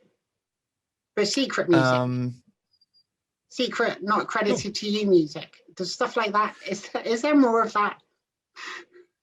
Not out, no. Right, okay, no. But it exists. Yeah, and that record really was, again, working with Robert Conley, who had done The Tension and the Spark with me. And that was really his baby. And he asked me to come in and do or sing on a couple of songs, and then it just became this incredible collaboration where you know he had written a bunch of songs that I won't say they were half written, because they weren't. They were complete when he showed them to me. Yeah. But in inviting me in, then I wrote on them and wrote over them, and then there'd be two different songs colliding, or we'd come together. And again, it was crazy experimental, and not necessarily who I wanted to represent myself to be at the time. And it was a nice palate cleanser. Yeah. I mean, I think I've spoken about this publicly a little bit, but I have I've written an entire musical that hasn't been released. So that's Are you still working something on that? Does that still exist? Yeah, it's just basically we're just shopping it, and I have no qualms in saying that or whatever. It's really hard to get someone to spend millions of dollars to stage a musical, but I co-wrote it with Johnny Menke, a friend of mine who is the father of my goddaughter. I met him at the Groundlings Improv School here in LA, where in part of my time off, I studied for 3 years doing comedy improv, and met him, and we wrote a musical together. And then we worked a little bit with Vincent Pattison, who was the choreographer of Smooth Criminal, worked with Michael Jackson for years. So Vincent did some additional writing on the book. But all the music was Johnny and me, and I think it's like 21 songs, and I'm so excited about it. I mean, it got me back into the studio, and I had not intended to, and the whole process taught me how to sort of be independent, because it took years, and I had to study and learn how to use Logic Pro and do all the just production stuff. So it was, yes, so that exists. If there's a billionaire watching this and wants to hear it, just call CAA. That's my agent. So have you considered doing it around the other way? So have it maybe turned into a film, and then have that become the stage production afterwards? Sure. I mean, I've thought of all of it. I think what was wonderful was that it began really organically and spontaneously. I can tell you, it's like this fantastical, loose version of maybe the way I survived my life as a child. So it's loosely based on the idea of how does somebody who is how does a child's mind survive? You know, what places can a child's mind go to in order to survive the horror of their reality? And it can go to some pretty amazing neon places. You know, it's set in the 80s. And it would make a wonderful film. I think the real bummer about it is just that we finished it and then COVID happened. So that's all that it's been. I'm really grateful for the process, and I hope that we eventually stage it. Willie Williams again is he's the show designer, and I've worked with a couple of people just on my own accord, off my own dime. I worked with some of the people that designed for Star Wars. So I worked with a guy called Jake Lunt Davies, who designed BB-8, and I got him to design some puppets that are in the show. So like there's so much stuff that I've made for the musical that is in the hands of agents and people like that. So we're just looking for the right person that feels passionate about it. It just takes one. You know, I'm sure this will get rejected 150 times. And you need 151. Exactly. And in the meantime, for me, I'm kind of like, I've done as much as I possibly can, because I think we did something like, I don't know, like 11 versions of the book or the script, but it's called the book in musicals or in theatre. And eventually one day I'd love to release my demos, because it's a whole musical sung by me at the moment, which is hilarious. Like, but I sing every single part. And so eventually I hope people get to hear that. Oh, yeah, I mean, it sounds phenomenal, and just the imagery conjured up in my head just from the setting and the puppetry and everything sounds amazing. So cool. If you are watching this, please do make it, because I need to see it. Cool. Your fourth album is Secret Codes and Battleships. Now, is it true that you wrote Blackout the Sun originally for Leona Lewis? It's a gorgeous album, by the way. Thank you. Yes, it's true. Yes. Simon Cowell, Psycho Entertainment, and Sony ATV Publishing were really pushing for people to get songs to Leona. A, because she's a phenomenal singer, and B, I think there is a story that they turned down Halo. Oh, really? Yeah. So Halo was offered to Leona. She turned it down, and Beyonce said, I'll take that song. So I think at that point they were just like, okay, we just need whatever. And so in my mind, again, it's sort of how I get back into making records. I can't make an album unless there's something so built up inside emotionally that I need to say. And there wasn't much I needed to say at that point when I wrote that song. And so I signed a new publishing deal, and I essentially flirted with writing songs for other people. And honestly, I did not like it. I didn't like it because I couldn't let my babies go. So I would write these songs, and they would just be about me. Like, I know what that song is about and the person that it was about. And then I remember the day that I sang it, to bring it back to Michael Jackson, I sang that vocal the day Michael Jackson died. And I was in Stockholm at the time. That's in the performance. And he is so much a part of even that music video. I feel like I'm channeling Michael Jackson in some way. I remember just being struck by the fact that I just couldn't believe, like, of all the people in the world, why take him? Like, why wouldn't you take me or someone else? You know? And then I turned that into like, but I am here.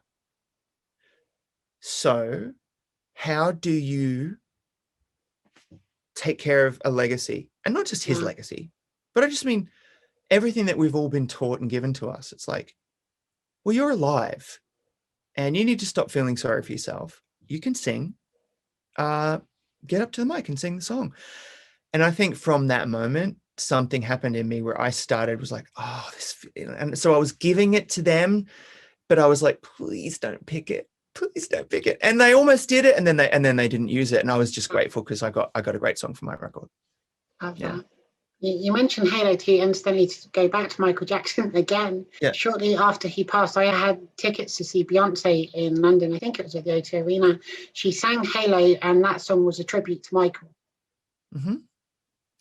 I've seen footage of that. It's beautiful. Yeah. You once sang a duet with Luciano Pavarotti. Is there anyone else that you'd love to duet with? I am the sort of person in the public eye that I'm so down on myself. Like, when I meet someone famous, I literally I start shaking their hand and I tell them how wonderful they are, and then I dismiss myself. So I don't really think of myself on that level. Like, some people will suggest people, and I'm like, as if that person needs to sing with me. All of my idols would never have heard of me, as far as I know. And I think you've caught me in a period of my life where I'm feeling very independent. So there isn't really anyone at the moment that I want to work with at all. And I mean songwriters, producers, nothing, because I'm feeling so in control of my own sound and my own destiny and stuff. But most of my favorite singers are women. Yeah. So, oh my gosh, Annie Lennox is one of my favorite singers in the whole world. Dido has a voice that I absolutely love. Stevie Nicks. But I can't imagine any of them needing or wanting to sing with me. Madonna, I love her, but she doesn't need to. You know what I mean? Like, it's just like, there's no need to. There's no need to, but you're more amazing than you're aware of. So just let you know that. Well, thank you. I've I mean written that down. You should seriously remember that, and I genuinely mean that. Like when I discovered your music, I was like, who is this? It's like it just sort of spoke to me. I loved just everything about it, the tone, the kind of songs, just the the messages, the realness, just everything about you. I appreciate it. Thank you. So as far as I'm concerned, you're definitely top tier of singers. I love singing, I think, more than ever, having been away for so long. Every time something tragic happens in the world, I'm always so grateful that I can come back to it. I have an amazing vocal coach here in LA, because I've never stopped, like I said before, I've never stopped making music. I've never stopped. I just haven't been releasing music, and I've never stopped using the muscle, because it was always my fear that it would atrophy and it would go away. Sure. There's a really amazing documentary about Linda Ronstadt. And I don't want to spoil it but it is about the voice, and it is about, when you're a singer, it isn't just a vocation. It's something about your soul. And there might have been times in my life where I've tried to run away from it, but it doesn't, I'll always be a singer, whether I put music out or not. And my vocal coach here is so kind, and she speaks to me maybe the way that you just did before. And I got a message from Willie Williams, my director, recently, and it was very sweet and similar to things that my singing teacher says. And he essentially said, the world needs music from you. So, and it's, I don't know, it's one of those things you can try to run away from your purpose. And I think that I did that for a little while. Yeah. Because the last time I put a record out, things were just so different in the world and in the industry. And the old way of doing things was just so suffocating to me. It just seemed like the time that I've taken away from music now, I love this new era where someone can literally just drop an album. Yeah. It's just like, oh, by the way, my album comes out at midnight. Hope you like it. It's like, what? You don't need permission. You don't need like back in the day, like a boardroom full of men in suits all debating what my hair looked like. Like, that's what it used to be.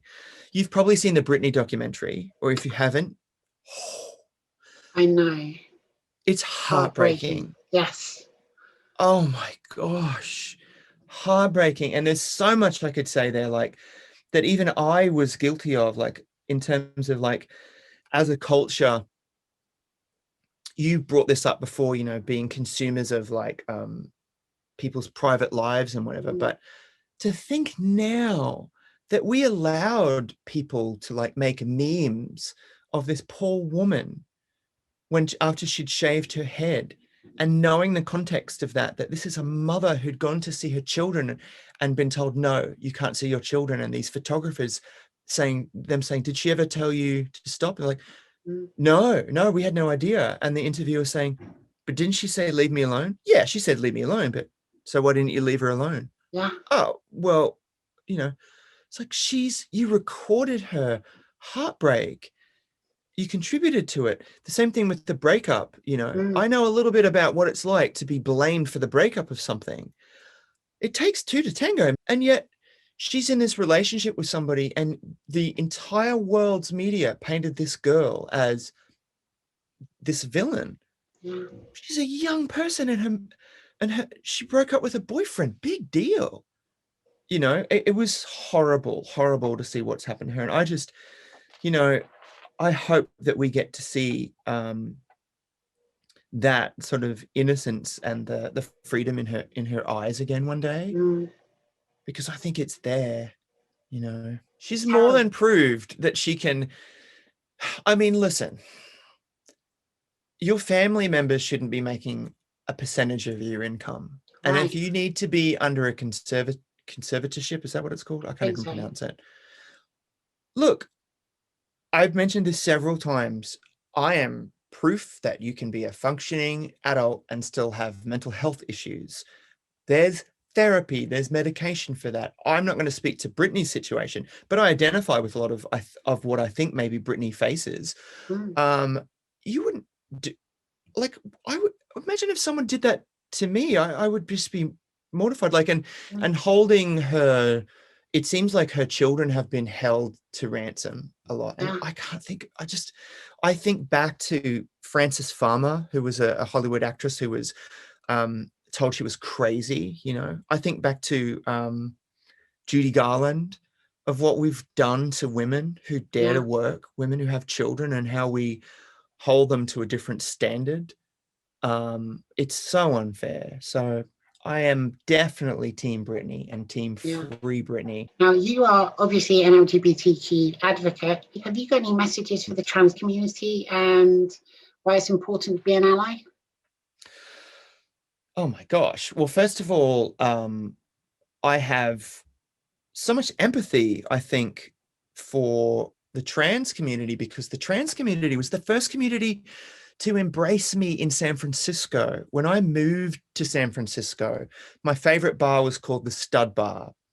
And there used to be a drag night that now has a socially unacceptable name that I can't say anymore. But the people that went there, the performers, and people who identified as everything on the spectrum, but mostly trans, were so kind to me, because I didn't fit into a bubble. I didn't fit into the mold. You know, I didn't look like an Abercrombie and Fitch model. I wasn't like the hot guy in the boy band. I had more in common than, you know, with Edward Scissorhands than I did with like Edward from Twilight. You know, like I never considered myself to be the cliche of whatever the beauty norm was. And every community can be like this, but the mainstream gay community at that time, that I didn't feel like there was a place for me. But I would go where the others went, and it was like, get your freak out and just be yourself. And the women that I met there, the souls of these women were so pure. This isn't, I really hope that this doesn't come off as patronizing, but I just mean in terms of really understanding the authenticity of how it is possible to have one soul that does not match your physical lottery card that you were given.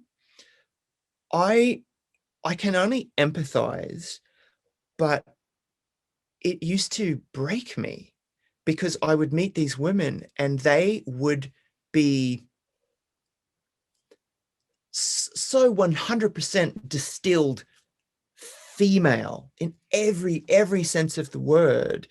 And so that we had that respect, because it wasn't even anything to consider. It was, I considered these women to be magical, fucking just magical.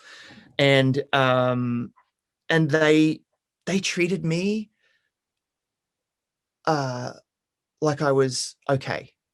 Like I didn't have to change a thing. There was nothing about me that I had to change. So that to me is something I'll never ever forget. To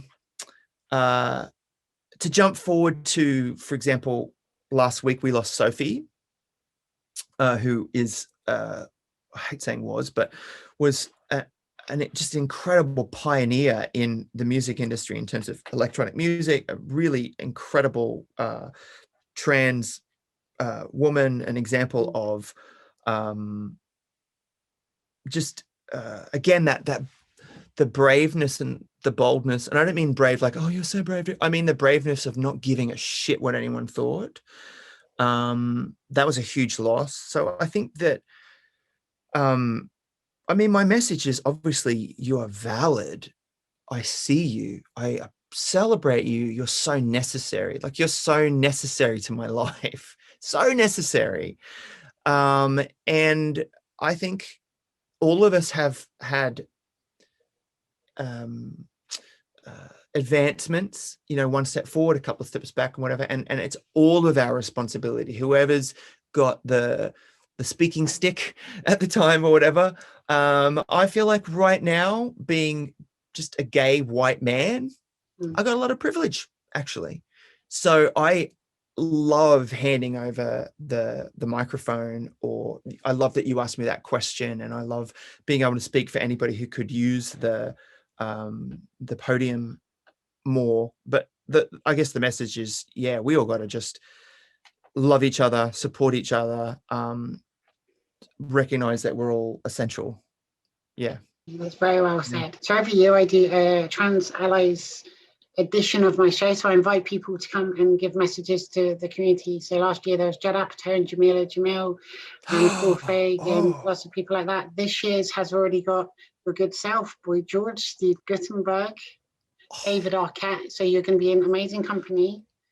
So yeah, such a crush on Steve Guttenberg. It's crazy. Oh my God. Oh my God. Yeah. Him and, oh my gosh. Yes. The 80s. Oh my God. What a legend. I love Cocoon. That's one of my favorite movies. He was so hot in that movie. I'm sorry. I'm just going to say it. If you're watching, Steve, I'm just saying, I'm very happily married, but good for you. I said to him that he's aging really, really well. And I asked him, did he keep some of the water from Cocoon? Is that what his secret is? What is his secret? Is he just really healthy? Yeah, I guess so. I turn 50 next year and he looks my age. So I'm like, I need some of that Cocoon water. Well, that didn't sound right. Yes, it did. I'll own it.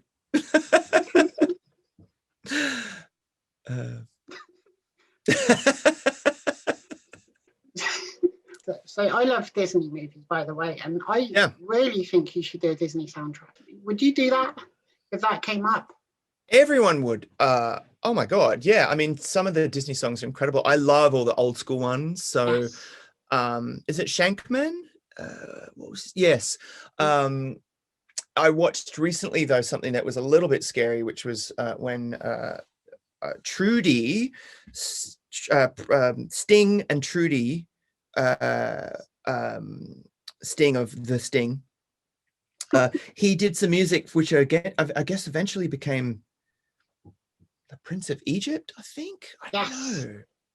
But there's this incredible documentary that just shows how hard it is. So it looks very, very difficult. Whereas, see, I went the opposite way. I started with a story first and songs first, and then it was all my thing. But I think the standard of Disney is so high that's why I thought of you. Oh, well, thank you. Some of the best songs, right? Oh my God. Yeah. Do you like When You Believe, the Whitney and Mariah song? Okay. Of course. You need to talk to Walter Afanasieff. He's the producer and I think he's a co-writer of that song. But I love the version of the song. So I have the special edition DVD of that when they perform it in several different languages, that song. It's amazing. I didn't know that. So the in-movie version of it. So they translated it to different audiences. Yeah. It just sounds so beautiful all put together. And of course, Whitney and Mariah, iconic version of the song. I love it. I'm about to sneeze. I'm so sorry. 1 second. Don't apologise for sneezing. Sorry about that. Just sneezed. Officially the best sneeze I've ever heard, by the way. Thank you. I appreciate it. I get allergies. It's been very weird around here. I don't know what's going on. I'm sweating up a storm in my home studio, and my allergies are starting to happen. So there we go. Well, it's made me think I need to put more effort into my sneezes to style them out. You know, like if you trip over and then you do a little dance or something, I think I should add some musicality to the end of my sneezes. Yeah, that cracks me up. The trip over when you don't mean to, but you pretend you actually just suddenly spontaneously needed to exercise. I love that one. I do that often. Yeah. Oh yeah. The other one I love is the who put that there. So when you trip and you just kind of go, oh, but it's nothing. I need tips on you for lighting. Your lighting is incredible. So I don't know what you've done. I have a giant light up there which blinds me. Oh. Just like looking at the sun. So for about 19 hours after this, I can just see a rectangle. You're so cute. That's so cute. True. I love it. I want that to follow me around in life. I have a mirror. There it is. Oh my gosh, I can't handle my beauty. Oh, that's incredible. There's an incredible new film, which is a recording of a Broadway play, and it's called In and of Itself. And you should try and see it. It's on Hulu in America. I don't know if it's in the UK yet. I think that goes to Sky. Do you see it? Yeah. Yeah.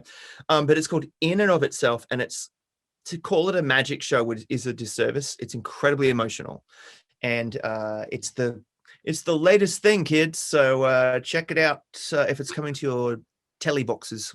Yeah, I'll have to make sure I see that. I think I saw you tweeting about it. Yeah. That's all I do. I just tweet. It's the best way. So I enjoy that. Me too. Highly recommend it. I haven't updated MySpace in years, but Twitter I love. I'm all over MySpace. I've got like 8 friends. I think that's what it is, right? Yeah, I just have Tom. I didn't meet anyone else. I hear he got into Dogecoin, so I feel like he could be the person behind the recent rise in the stock market of Dogecoin. I just learned that term the other day, so I've been saying it to everyone to seem hip. I just want to seem hip. You got into improv and sketch comedy. Have you always loved comedy or your comedic inspirations? How did that come about? Wow. Yes, I've always loved comedy. The one thing that I think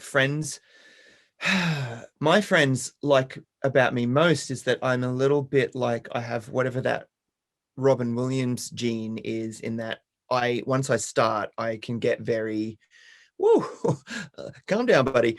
I have that life of the party thing, whether I want it or not. And it was from my director and from my husband, who, once we were doing shows, especially a show called, it was called A Big Night In with Darren Hayes. It was really funny.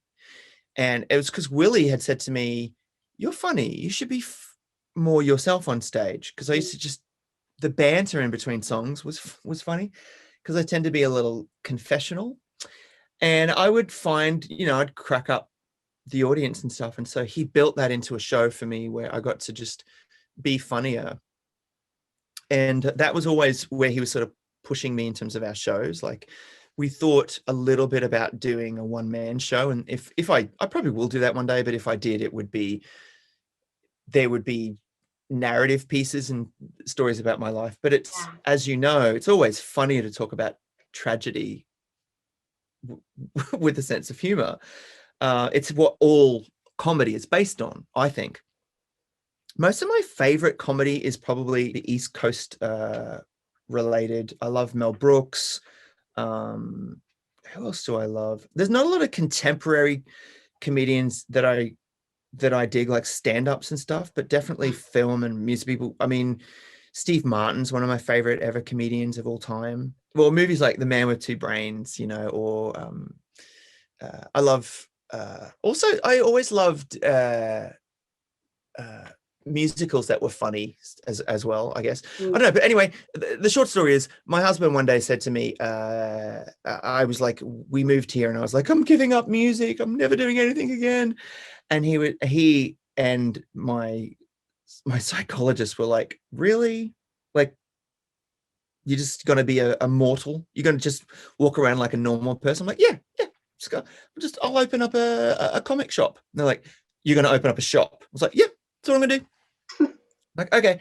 And after about 6 weeks, I was such misery to live with. I couldn't work out why I was sad. And Richard just said, you should take an improv class. That was as simple as that. He said, you should take an improv class and just see. And so that's what I did. I went to Groundlings, which anyone can do. They have an audition just to make sure you're not a complete, just absolute crazy person. And you can take classes, and it's all like an elimination process. So it can take years, and it took me 3 years to get through the program. That's amazing. And I met all my LA friends here. Like I said, my goddaughter turned 4 2 days ago, and her mother was pregnant when her father and I were writing this musical.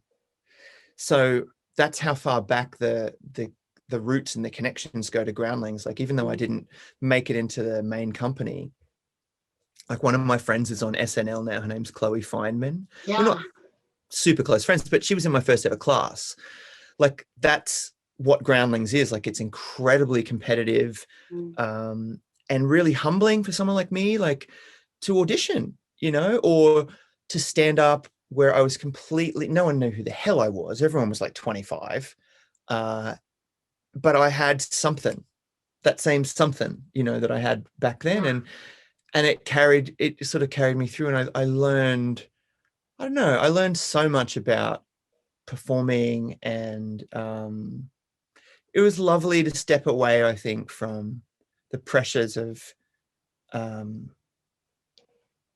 results. Didn't really matter. You're in a room, you're doing an improv show, and there's only 6 people there.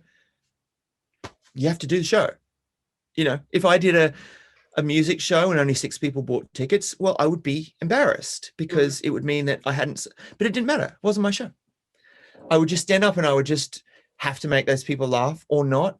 A lot of times you didn't. A lot of times you would die on stage. But it reminded me, I think, of those early days of gigging in those sweaty clubs all the way back, 25 years ago, back in Red Edge.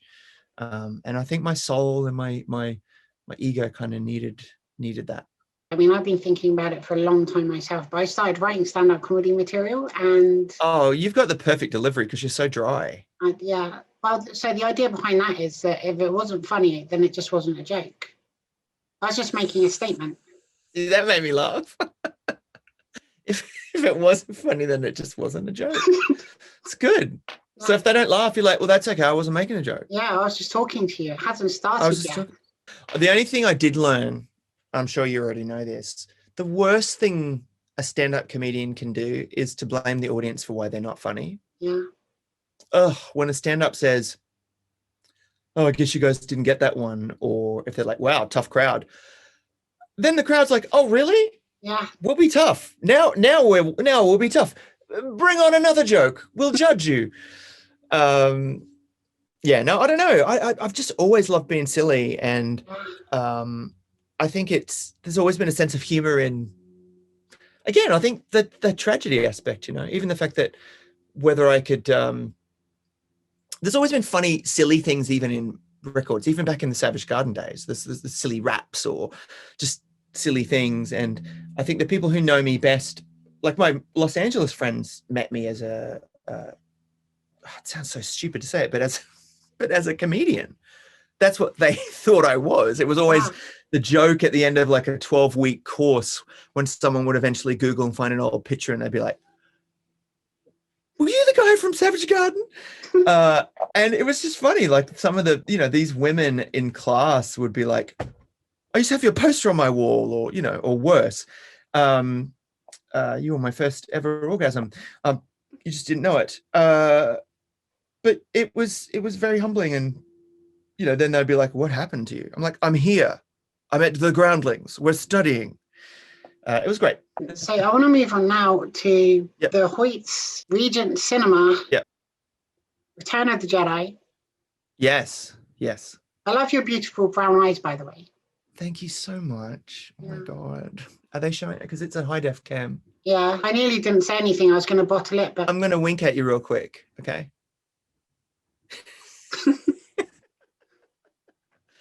Return of the Jedi. Hoyts Regent Cinema. I can't believe you know about this. Of course. So, I mean, the cinema is sadly closed now. It's offices and a car park, but it looked beautiful. And is that where you fell in love with Star Wars? Yes, sort of.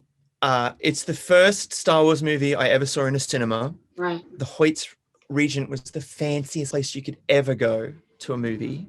And when I was too young to see Star Wars at the theater, because I was born in 72. Star Wars came out in 77 and I was 5.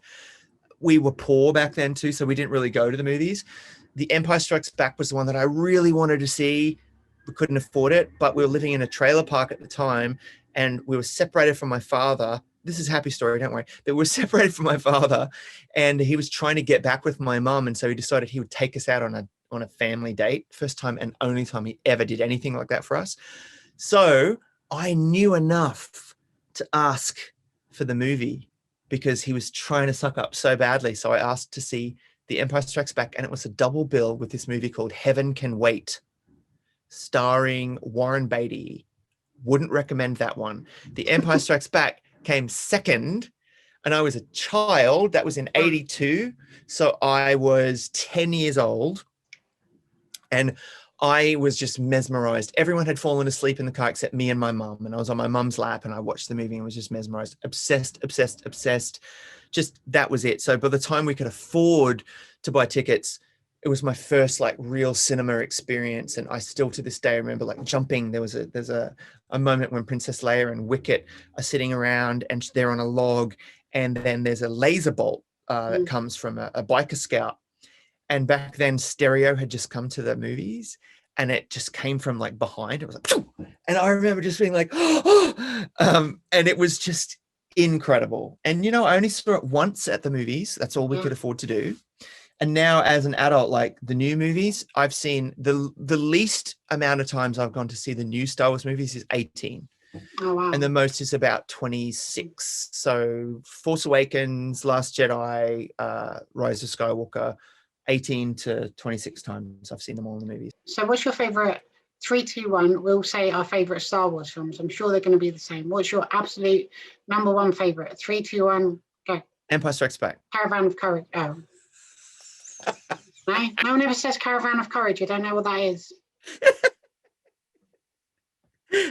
I do love the Ewoks though. I know, That's right? great.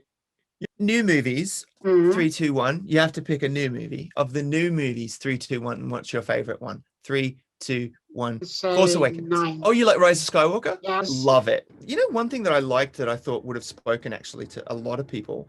There was rumors originally that it was that, which is really heartbreaking to me, but I love this, that Rey and Kylo Ren were actually one soul split into 2. Yeah.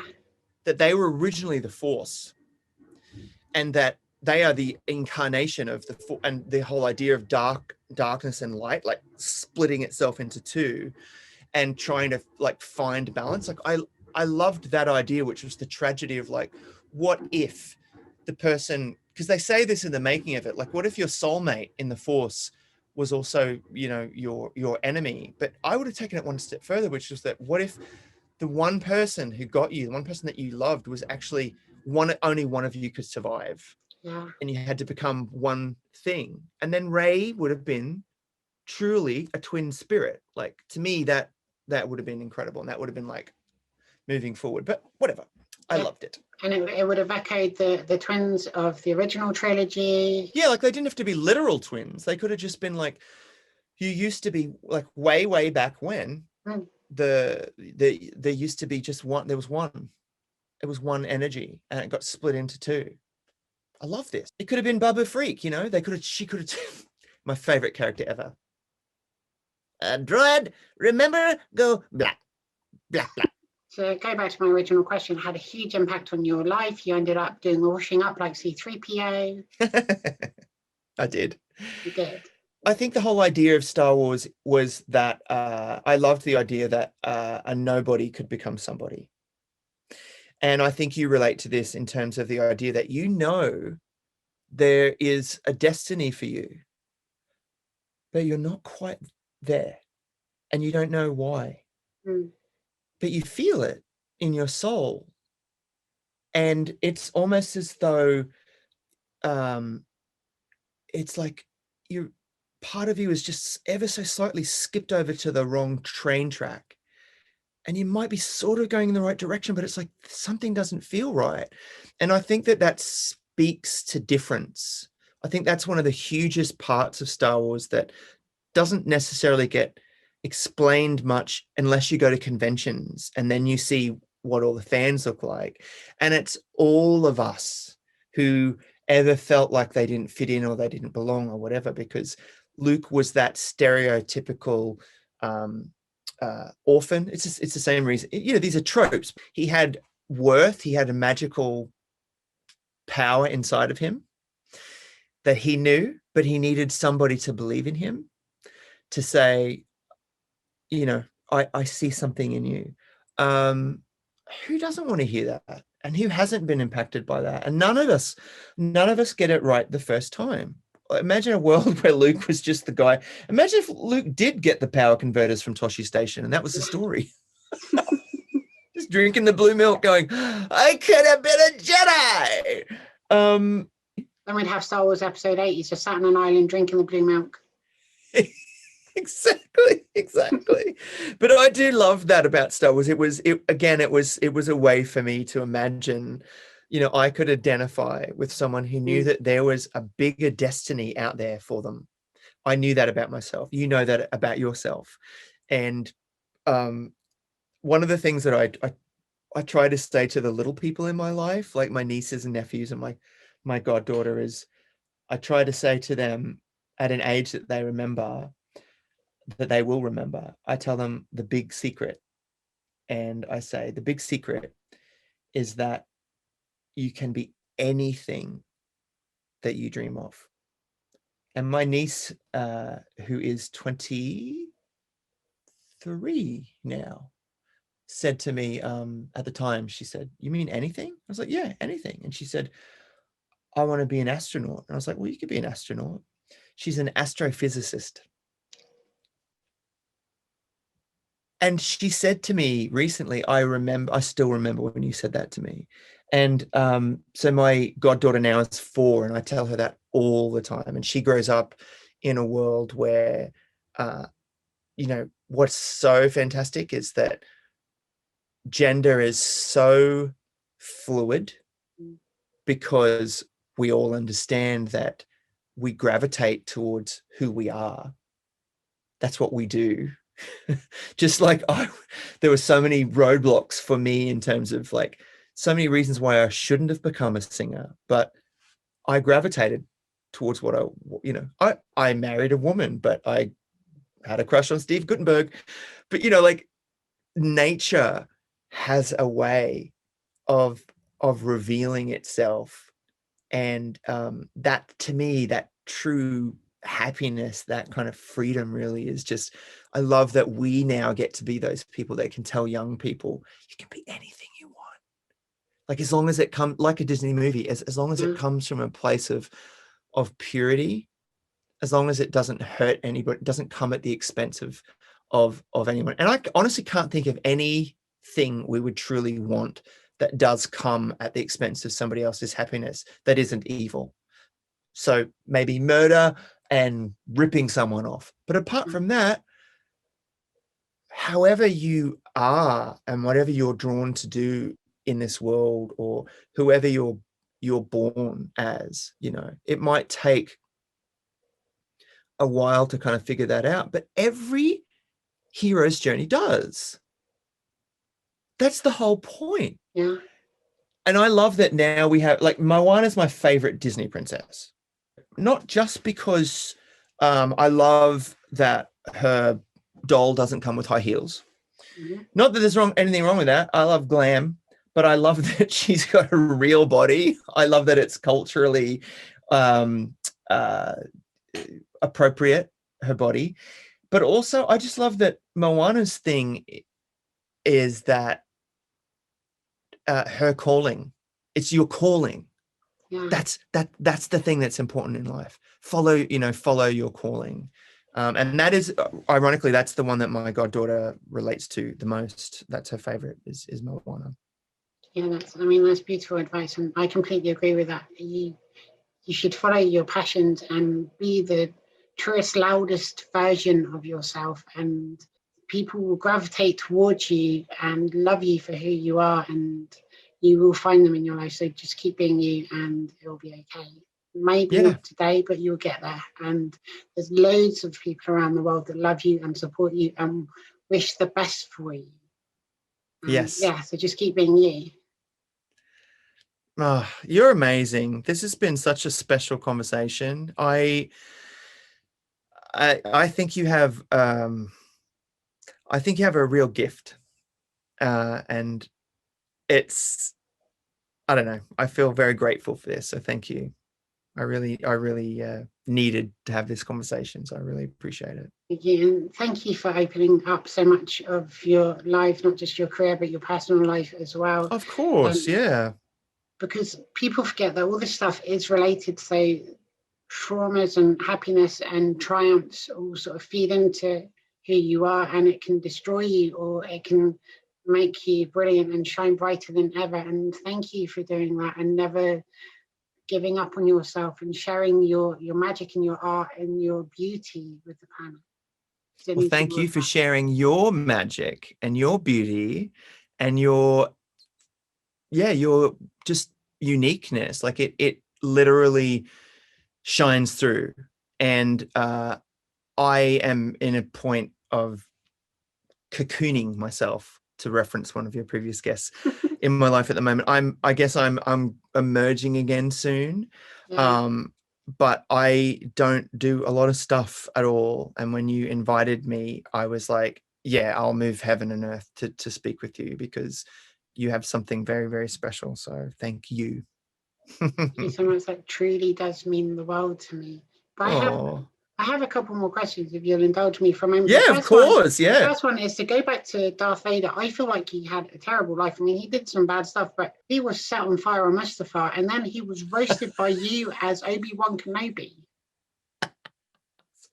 That's amazing. When you put it like that, yeah, I guess we should have some sympathy. Yeah. And is there anyone else you'd love to roast? Here's the thing. Would I like to set anyone on fire if it was in the realms of like they sort of deserved it? Is that what you're asking me? Oh God, no. I'm trying to. You mean a comedy roast? A comedy roast, yeah. I mean, you could chop their limbs off if you want and just watch some bad stuff. But no, I meant in a comedy sense, like a Comedy Central roast or something like that. Right. Here's the thing. I forgot to mention one of my other favorite comedians is writer Fran Lebowitz, and she has an amazing show. I think it's on Netflix. It's directed by Martin Scorsese, and it's called Pretend It's a City. She is so hilarious. I would leave the roasting up to comedians because I'm too sensitive. Like I watch roasts and I'm like, I believe me, one of my favorite things that Fran Lebowitz ever said, she said it to David Letterman years and years ago, who's another one of my favorite comedians, by the way. And she said to him, her hobbies are smoking and judging people.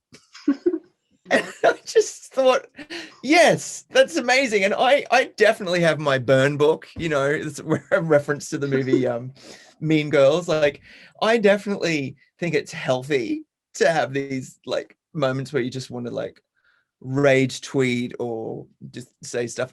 If you saw the stuff that was in my draft folders or things that I don't tweet, but they're mostly political. Mostly they're people like, it's not even funny. Like it's usually people that are in positions of power that hold all of us to ransom.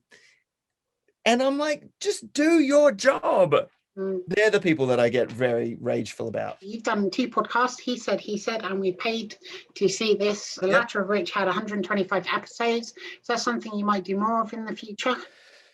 Yeah, I think what was cool about doing podcasting was me getting back into a studio all started, as I said before, with Groundlings. Groundlings got me around comedians. At that time, every comedian in the world had a podcast. So it became like, oh, okay. And because I was the person that kind of knew something about sound, then it became my sort of domain. But in doing the podcasts, it got me back into production. I would make jingles and do just fun things. And I love it. It's a big commitment, as you know. And I think for me, Anthony Armentano is one of my best friends, and he's an aspiring filmmaker. I'll say aspiring, but any day he'll make a film. He's incredible. He's written so many great feature films. He just has to sell one. But he passionately loves film. And so that podcast was really fun because I got to hang out with my friend. We'd see a movie every week, and going to the movies was such a huge part of my life. But the pandemic just has stopped that. But yeah, I want to again, and he and I want to as well one day. I love it. It's a really, really fun format. One of my favorite new podcasts is by Edward Russell, and it's his Madonna podcast. It's called Inside the Groove. Really fun, and he breaks down a Madonna record from a songwriting point of view, and it's fun. And another person I love is Dee Wallace, who has she's a healer, and you would know her because she was the mum in E.T. E.T. Yeah, I met her once in London. Love her, and she has a podcast called Conscious Creation with Dee Wallace. It's every week, and there's something to learn every week. You can listen to her and get something from it. I know that wasn't the question, but that's some of my favorite podcasts. So there's a question I ask every guest, and that is, can you tell me a fun fact about you, something we may not know? It can be a hobby, a party trick, something like that. Something about me that you may not know. I'm going to quote Madonna. I'm going to do a paraphrase of Madonna. There's a question that she was asked in Truth or Dare, and Sarah Bernhard, who was another one of my favorite comedians, said to her, "Who do you want to meet, honey? Who do you want to meet who would really blow your mind? You could meet anyone in the world. Who do you want to meet?" And Madonna went, "I think I've met everybody." But your question to me is, I feel like I've told everything to everybody. I really do. We touched on it a little bit, but I think people would be surprised by how much I love comedy and how much funny banter and laughing is a part of my life, because I know that my music is emotional, and I know that I probably come off as really earnest or whatever. But I'm really stupid as well. Like I'm really, I have a very absurdist sense of humor. So I will crack myself up with stupid things that no one even thinks is funny. And yeah, I think you might be surprised to know that about me.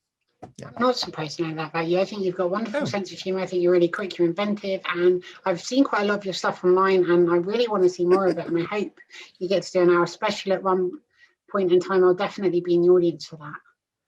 Oh, I would love to. I'm sure that I will in some way. I've done stand-up. No one would really know that. And thankfully, none of it's filmed because, as you probably know, you have to really flop a lot to be good at anything, you know. And but it comes naturally to me. I'm not saying I'm good at it, but I'm saying that being on stage and being comfortable with an audience, it definitely translates across mediums.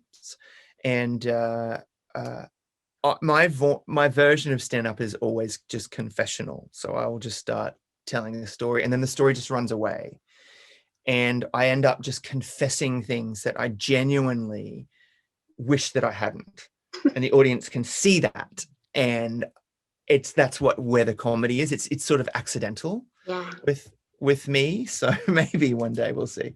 The show would change every night, though. That's the thing. That's very exciting, and I think that'll keep exciting for you as well. Yeah, I mean, again, I think it's that the thing of why we love performers is that they're risking something. So it's macabre to say this, but I think, you know, it's like that analogy of why we like a tightrope walker or a high walker, because there's a chance that they could fall and die. It's awful, but we're kind of like, but wouldn't it be awful? You know, but we're also sitting there going, oh gosh, please be okay. But I feel the same way when someone auditions for The Voice, or I felt the same way when The Weeknd came out at the Super Bowl. My thing is like, oh God, please don't mess it up, you know, because that tension, that's the tension that keeps us engaged as an audience. You know, we're aware that we're not the ones up there risking our reputation and our ego, or sometimes our safety, you know. And so the voyeur in us we like watching other people perform because there's a chance they're going to fall on their face. But that excitement, I think that really got me through the last 7 or so years, is that I had little moments to perform where I could have that feeling on my stomach of like, oh, what if I messed this up? And sometimes I did. And it was okay. You know what I mean? Like sometimes you just have a terrible show and it would just be like, well, that sucked. But that's what you just have to do. Yeah, exactly. And I think that's a really important thing as well. I think it's okay. I don't think anything's a failure as long as you learn from it. Yeah, for sure. I mean, yeah, absolutely. And again, I keep quoting all these things I don't have the references for. I do apologize, but it's interesting, the idea that when you fall down, what you now have is a muscle memory of how not to repeat that behavior. Yeah. So you might trip, but then your body and your brain took all these snapshots of what happened. And so you'll never trip in the same way again. You might trip. I'm so clumsy, but I never tripped the same way twice, because there are certain things that you remember or you learn from, or as much of a cliche as it is, if you say you're someone that's into martial arts or whatever. So the untangling of a move or getting out of, say, a fall, there's a skill in that. I look at someone like, do you remember when Madonna fell over backwards at the Grammy Awards? Yeah. Terrifying, right? But I was so amazed that she just fell. We all heard her head hit the stage, the poor thing. But she just got up. If she hadn't gotten up in that moment, I don't think she could have gone on stage again for the rest of her life. But she just went, well, this is happening. She just got up and she did it. Like, that's pretty wonderful. We see toddlers do that all the time. You know? Very true. And they don't get stage fright at all. No, also toddlers are very rarely wearing a 25-meter cape. Very rarely. Very rarely. If they do, it's under adult supervision. As it should be. There's certainly no hand beating. I mean, I don't know about you, but I'm not spending that kind of money on a 4-year-old, because they're just as soon play with the wrapping paper than the gift. So, do you realize that this headband is hand-beaded, hand-stitched sequins? We'll call it Tiara. That's our child's name. Tiara, do you understand this? No? Then give it back. What's the point of having children if they don't understand what hand stitching is on your tiara? I completely agree. Thank you. I got to say, you know what's amazing, and I love this? I almost feel like, I feel like I probably should apologize that I wasn't aware that you're, trans. But also, I love that well, first of all, I just love that I didn't know, and it doesn't matter. And I just connect with you on such a deep level anyway. Like, I support you as a woman. So sorry, I'm scratching under my arm. That's what I'm doing. But I was just to not leave it.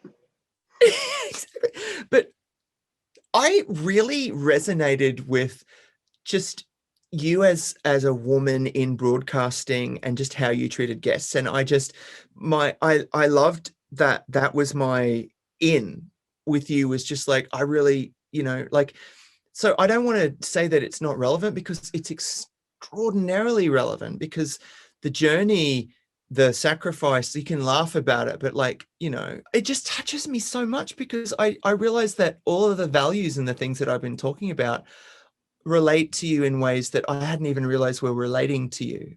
Yeah. That they're just my values too. And you are one of those. So you're gonna make me cry, but you're one of those people that made me feel normal.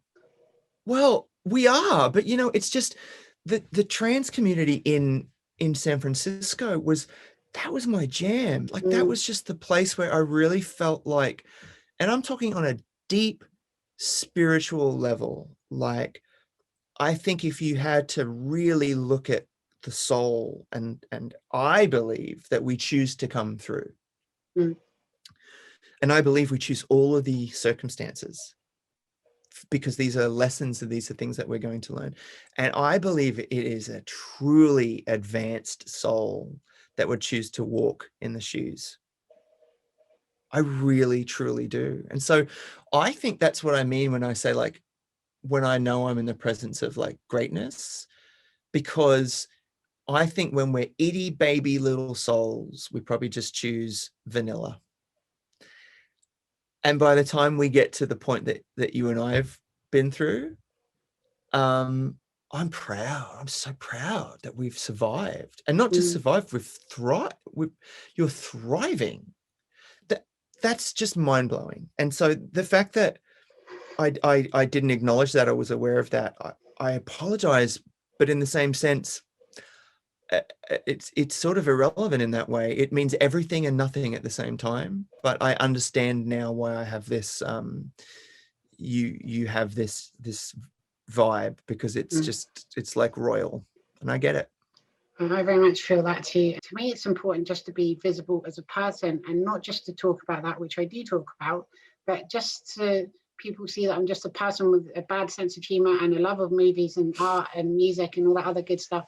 No, and I know exactly what you're saying, though. I think it's important in the same way that something like It Gets Better is, to be able to show a young person that it's possible to have the happy ever after. Exactly. Because we weren't given those examples. You weren't given those examples. No. You're living proof of that to me, which is beautiful. I mean, one of the hardest things for me under the Trump administration was the military ban. And it must have meant so much to you, because the day Biden took office, but let's just say this, person to person, like peer to peer or whatever. I know that this sounds like I'm complaining, and I don't mind. I know that I have a lot of privilege just because of the color of my skin. And I try very hard to really leverage that and use that in a way that can help anybody that doesn't have the same opportunities that I have. But it is so exhausting to fight just for existence. It's so exhausting, and I feel that. And it's just, when Trump did that, it was so cruel. It's like, we talk about how different parts of the community advance at different places and stages and whatever. But when he unearthed this rusty, disgusting policy, it was just so vindictive and so cruel, and it just hurt. Like,